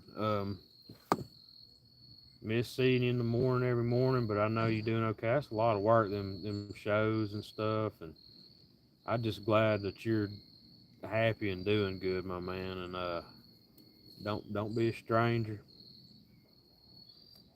Like I said, y'all mean a lot to me, man. Y'all been riding with me since the beginning. Rhino, Randall, Rhino. What's up, big boss? Good to see you. What you talking about, rigs? I don't know. Rigging up something.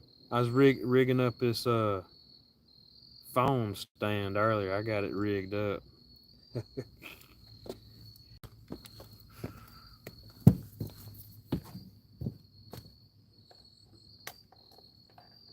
Oh, Regs. That's probably what Reg. He probably meant to say Regs.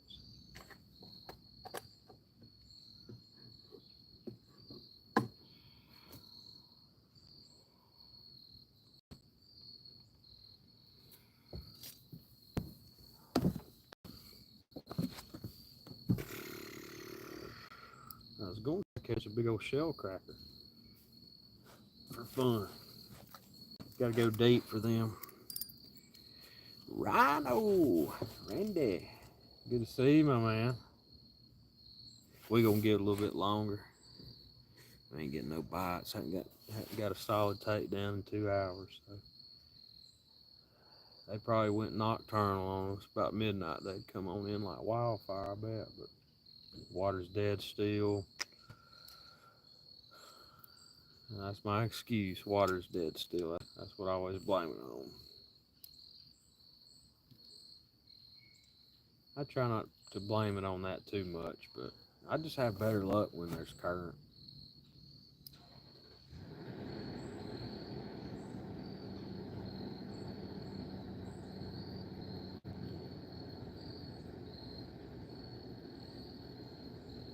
They'll pull the water for a little bit, then quit pulling it. It used to not be that way. That's a pretty good fish.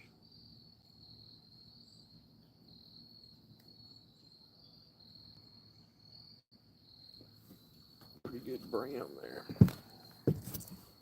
Yeah, old brother Hog Leg had to make a showing. Sure enough. Hog Leg's my southeast Georgia brother. He's down there in the country. Yeah, man. Go Dogs, brother. There you go. Slip that cork up a little bit and throw a little deeper.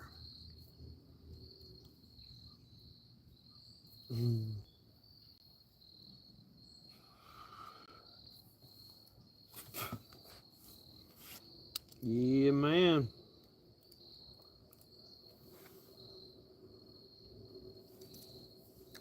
We're gonna get a little longer, y'all. Like I said, we kind of at a little bit of a standstill. We gotta work tomorrow, so we can't stay out too late. We could, but probably don't need to. We go down to the River Cafe and shoot pool till 4 a.m. if we really wanted to, but them days are over. Oh, Lord. Nah, y'all alright? Yeah, tell Melissa we said hey. That's our buddy. She whipping our boy up some grub, I bet. Yeah, always good to see Hog. Y'all heard, I know y'all probably have, but I hadn't talked to Steve Adams in a while. He's still doing alright?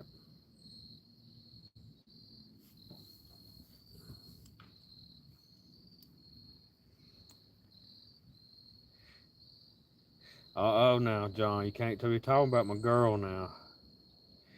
Nah. If I know for a fact that them Georgia girls can throw down some grub. Yeah, hey. Them Georgia girls know how to cook. And know how to party, too.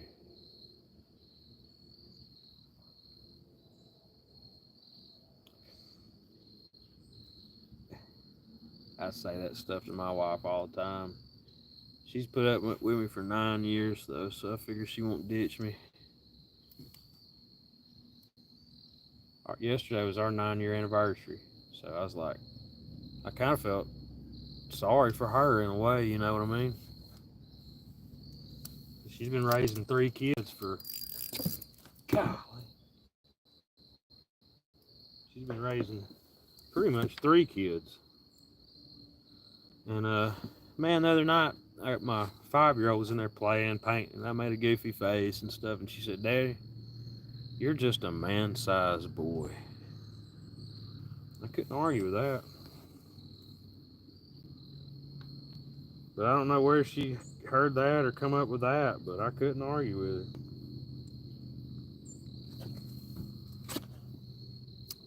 Yep, she called me out.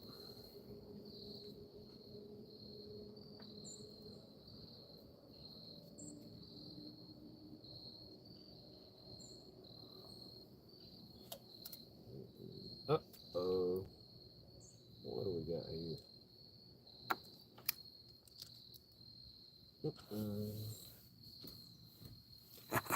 Yeah, I appreciate. Yeah, she said you're a man-sized boy, and I was just like,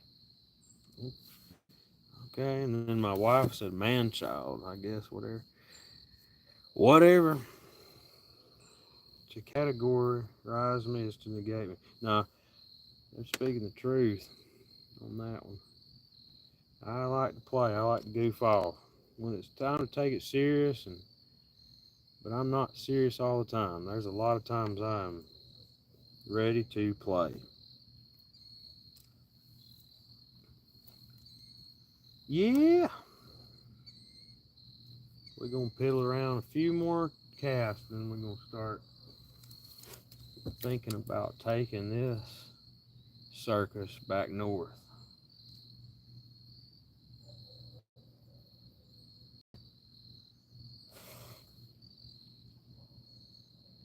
John, you are serious.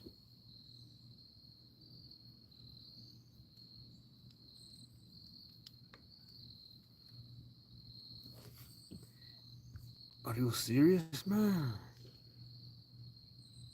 Yeah, we missed the show, but we know that's a that's a big commitment every day. I couldn't do it.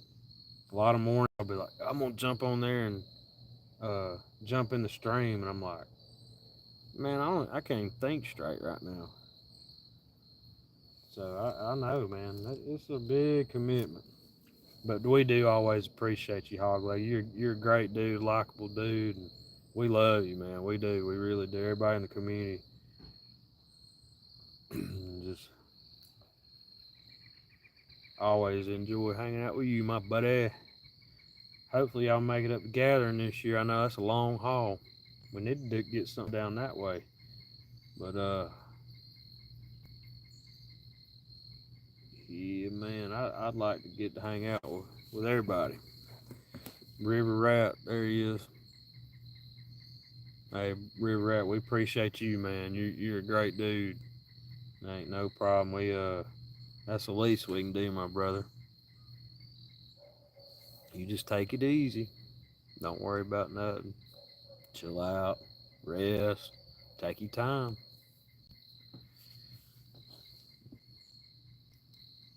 Yeah, River Rat, you talking about catching fish? A lot of people talk like they know what they're doing, like me, but he actually catches.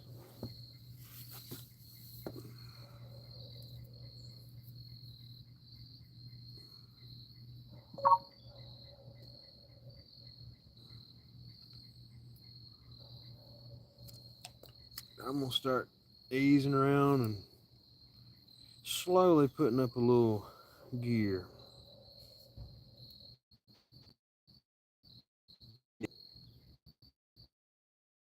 I never had a heart surgery or nothing major surgery, but I've had a little surgery here and there, and you can't rush back, man. I don't care how tough you are. You can be the toughest man on earth. It don't matter. You got to take your time and recover. It takes time to recover.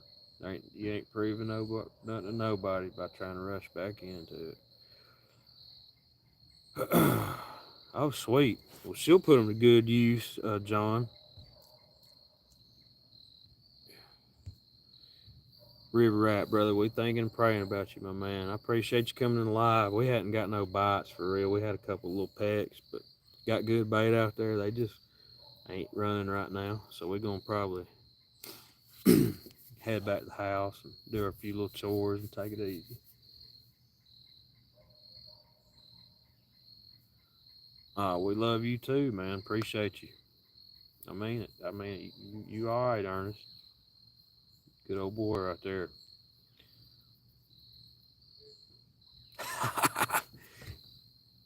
Yeah, John, you got one too, didn't you, bro? They sent you one too, right?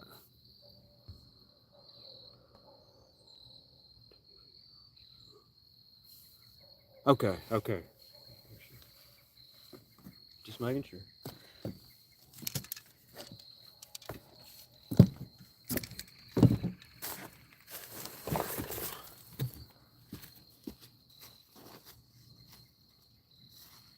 My mama, we're all crazy now.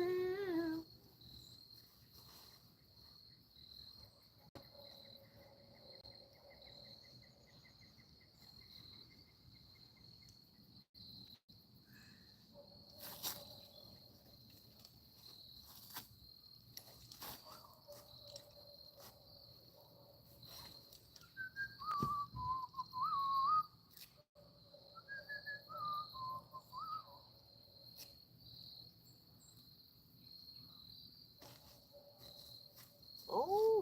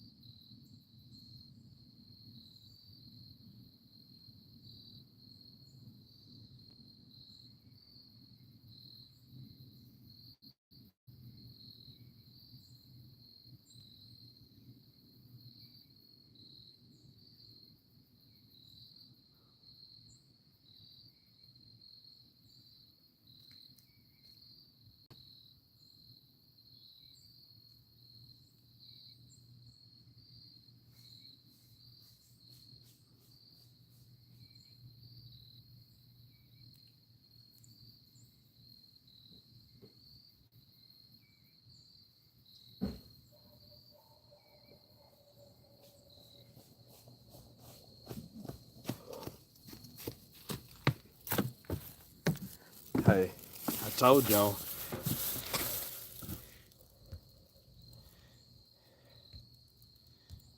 Let me see. Hoggy. Yeah. Well, I'm gonna tell y'all what. If these fish was biting today, I had the secret bait, and maybe I should have put it out there for them, but I didn't. I'll show you what it was. I was gonna go ahead and skin this. He was laying in the road on the way to work, and I couldn't let a good pelt go to waste. And I said, I'd just as soon use some of that and chunk out there for them catfish. But they ain't biting, and I didn't want to get all messy and dirty. I'm gonna take it home and clean it where I got my hose pipe and stuff. But I'm gonna take that and skin it. I got another one at the house, and I'm gonna make some purses, two purses each for my daughters. So yeah, but I was just joking. I thought that'd be. I said, damn, if I can't catch no bait, I'm gonna have to butcher that raccoon. But yeah, that poor buddy got run over this morning. He's laying in the road, and I said that'd be a good pelt. It wouldn't be too hard to clean. So I hate to see something like that go to waste, but I thought that'd be funny. And because a lot of times I'll go down the road and see a squirrel or something, say, "There's my catfish bait right there." But they just kind of slow to bite today. They just even the brim and stuff was a little picky, but you just don't never know, man. You just don't ever know. You could stay down here another 24 hours and not get a bite, or you might go leave it out there another hour and wear them out. So, yeah. Well, about 5 years ago, or about 3 years ago, I got one and made the fire. And I said, next one I get, I'm gonna make another one, and I hadn't found one that was in good shape. This one didn't get tore up. Elon Musk has a raccoon in the bag. Yeah, yeah, he does. I think he does. It's rocket powered though.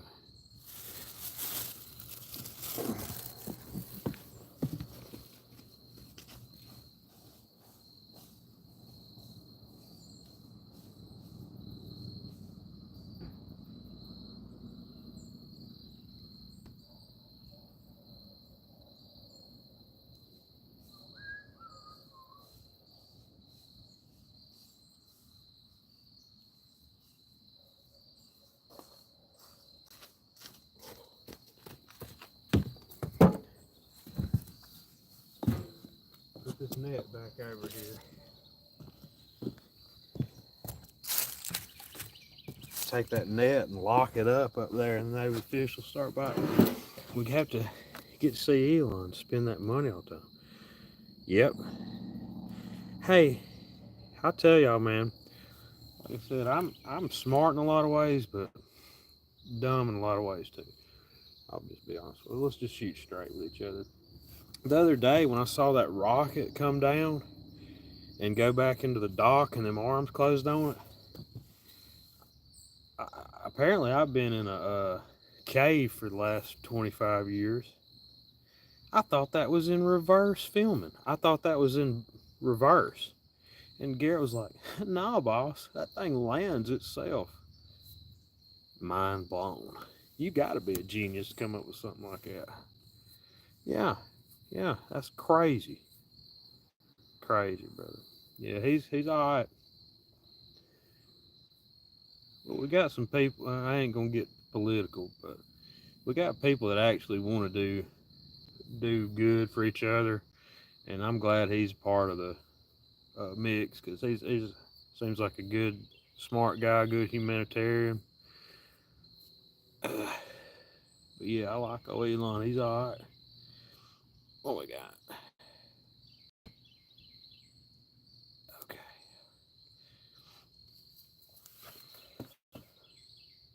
But yeah, man. Y'all know 90% of my show is just goofing off and talking. Oh yeah, yeah, for sure. Well, there's a lot of folks that want to be told what to do all the time, and I'm just not one of them type of people. I like being able to think for ourselves, and that's how innovation and progress occurs.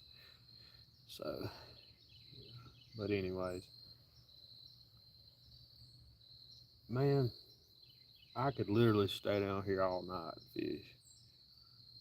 It's pretty. It is a beautiful, beautiful evening. But it is 4:43. So we're gonna give it about 30 more minutes. That's right. That's right. I forgot who sang that back in the day. That is a true statement, small water. Got to free your mind, baby. Got to think for yourself. Now, it's good to have rules and regulations. Don't get me wrong, but got to use the old noodle sometimes. Yeah, buddy. We had a good evening. Didn't catch no cats, but we're gonna leave them out there for a few more minutes, and I'm gonna go home, hang out with the kids. They're going to Tennessee. They're going to Gatlinburg this weekend, so I'm gonna spend some time with them the rest of the week. They're going on vacay. I told them I done been there, done that, got the t-shirt. Yeah, In Vogue, that's right. That's right, brother. But I told him I've been up there and done that. Y'all go have a blast. And but I'm gonna stay on the home front. Yep, that's what it was. In Vogue, I couldn't think of that. Yeah, they were wicked, pretty good looking ladies, but they were wild. Kind of freaked me out when I was little. That's right, brother. Hey, I'm the same way. You can ask me something that happened yesterday, and I may not know it today, but I'll know it tomorrow. When it comes to music, though, a lot of that stuff's just permanently burned into my brain.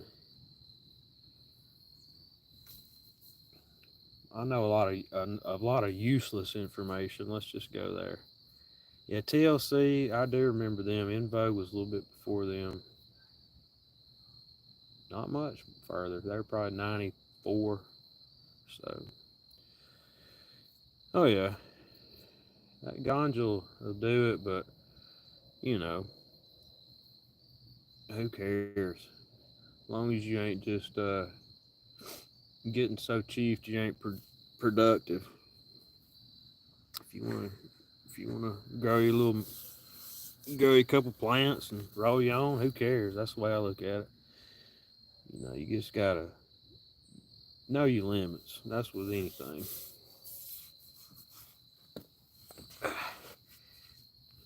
Bass fishing with Paul, brother, we ain't caught nothing much. We caught a couple little bait fish, a couple little brim. I've got three different kind of baits out there, and so far they hadn't got a peck. So we ain't catching crap. We just talking crap. But I appreciate you coming in, my brother. We just goofing off. You know how I roll. But John, I'm gonna take you on a little tour of my home waters. You've probably seen it before, but I'll show you again in case you forgot. Okay. If you put a canoe in right here and paddle that way in a canoe without a motor, you'll be at the Gulf of Mexico in 23 days. If you go that way, I think you can go about 80 miles upriver and you start getting into some smaller tributaries and stuff. Yep. But this is Bankhead Lake. This used to be a small river back in the early 1900s. And in, I think, about 40 or 50, the power companies put in locks and dams along this river. Lock 17 is about, I'm estimating this, probably 20 miles in a boat. Probably, yeah, it's probably 25 miles or maybe 30. It's a long ways down to Lock 17. And then after that, you go down through Tuscaloosa and Holt, and then, if I'm not mistaken, you get on like Tombigbee River. But if you keep on trucking, and you can go all the way to the Gulf. So technically, there could be bull shark in this water. But nah, for real, I grew up down here. I grew up about 5 miles down this river. When I was born down there and lived there till I was 3, and my grandma still lives down there. So I'm proud to say I am a river rat. I won't claim redneck, but you can call me that and it won't offend me one bit. But yeah, I'm a river rat for sure. My stepmom and them our family's had some land down here for years, and it's always been a cool place to fish. And some of the biggest fish I've caught have been out of this little stretch of water right here. Because that little slough goes in there and opens up into about a 25-acre, uh, like a, I don't know what you'd call it, a lagoon or lake or whatever, but any fish that go in and out of there have to come through here. So you can always get in on a little something, whether it be bass or crappie or brim. But This is kind of my home base right here. I'm always fishing down here because I'm lazy.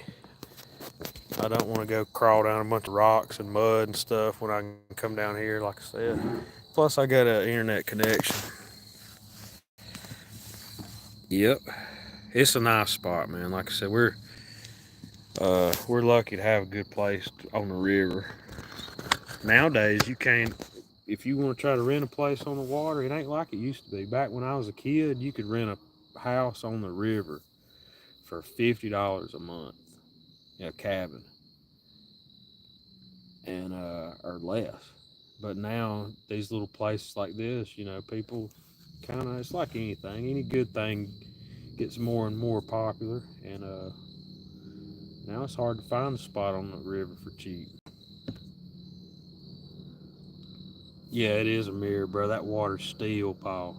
It's still as glass. There might be a hair bit of current, but it ain't much. It's all right. But yeah, man.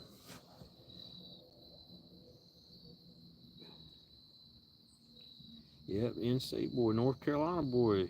There's some good old boys up that way. Yeah, man. It's pretty down here. It's always peaceful. Now, well, take that back. I lie. From May till August, especially during the weekends, you got sea-doos, wave runners, ski boats, all that good stuff. But at night, it's pretty cool. It's fun. But from now until about February or March, that's my time to come down here and hang out. Ain't nobody down here. My brother might pull up, or some of my family might pull up, but you ain't got 100 people on the ski do running back and forth. Which I used to do the same thing when I was a kid. But if you're a 40-year-old adult coming within 6 foot of the pier, you might need to rethink it. That's right, brother. Peaceful, easy feeling, man.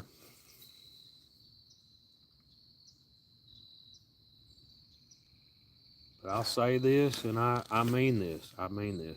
And I'm not saying that telling you got to do it or whatever. But one day, if any of y'all want to ride up here or ride down here and fish and hang out, there's a cabin up there you can hang out in. And I'll stay down here and we can camp out and fish. And that's an open invite to any of my YouTube family out there. And I mean that. If anybody wants to ever ride out and hang out, they say, hey, we're rolling through. We want to come visit. Y'all can come by my house and I'll cook y'all up some grub. That's just how I roll, man. I would love to visit with y'all. But if y'all ever want to fish, you can come right here. And you got a open invite long as you and me. I'm gonna holler at you. I'm gonna peace out in a minute. I'm gonna have to roll here in just a few. Appreciate you coming in, John. We're gonna end it here in a few minutes, anyways. It's getting about that time.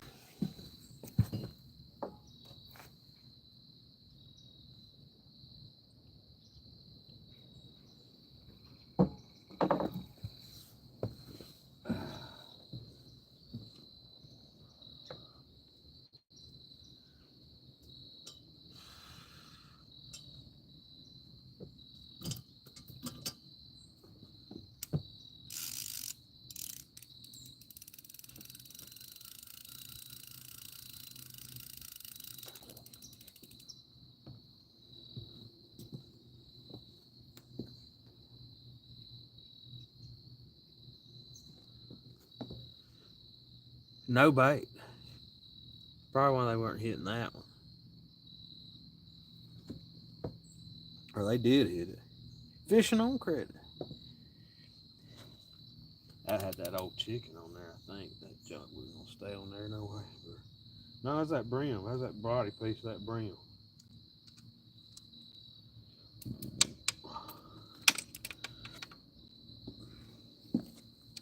Yeah, I appreciate y'all, man. That's right. That always helps. You put a little something on there for them, they'll hit it. I should have checked that 30 minutes ago.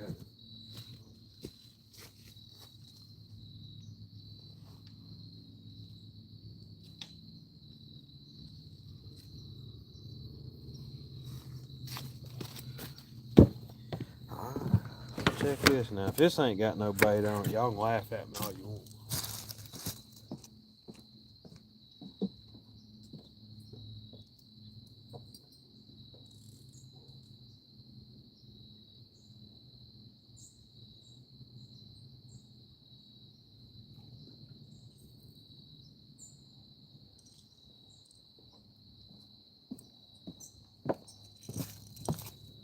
Look at that.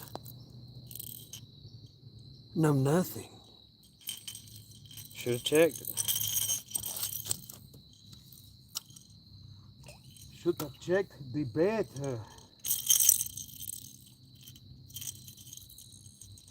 Nah, ain't nothing big hit him. I know that because I've been watching. But something just probably pecked it off there.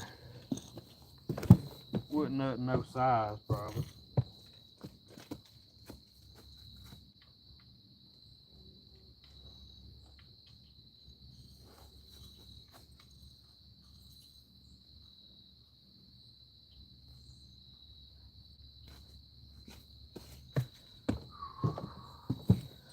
Fishing on credit.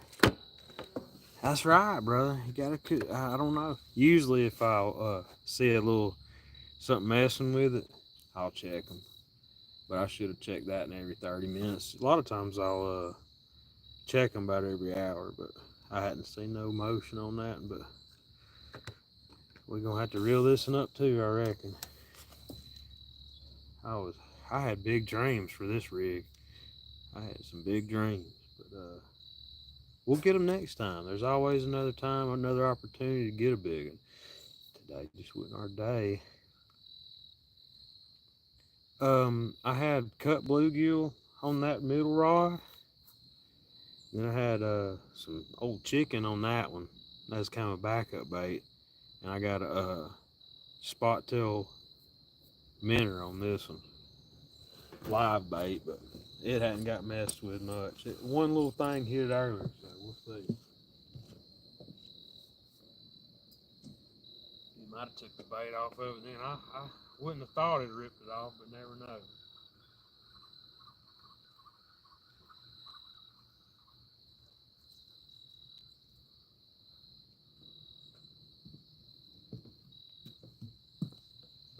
Yeah, ain't nothing much mess with him. Ain't no teeth marks or nothing on it, so that tells me they just wasn't having it. I hate to waste a good piece of bait like that, but something will eat it. Be a good snack for one of them later. I'll get them next time. But tell you what, y'all, I appreciate everybody coming in and hanging out, even though we didn't get on nothing big. I appreciate y'all hanging out with me. And we're going to ease on back up to the house. Y'all have a blessed evening. I appreciate you. Have fun and stay safe. And we'll talk soon, okay? Peace. See y'all soon.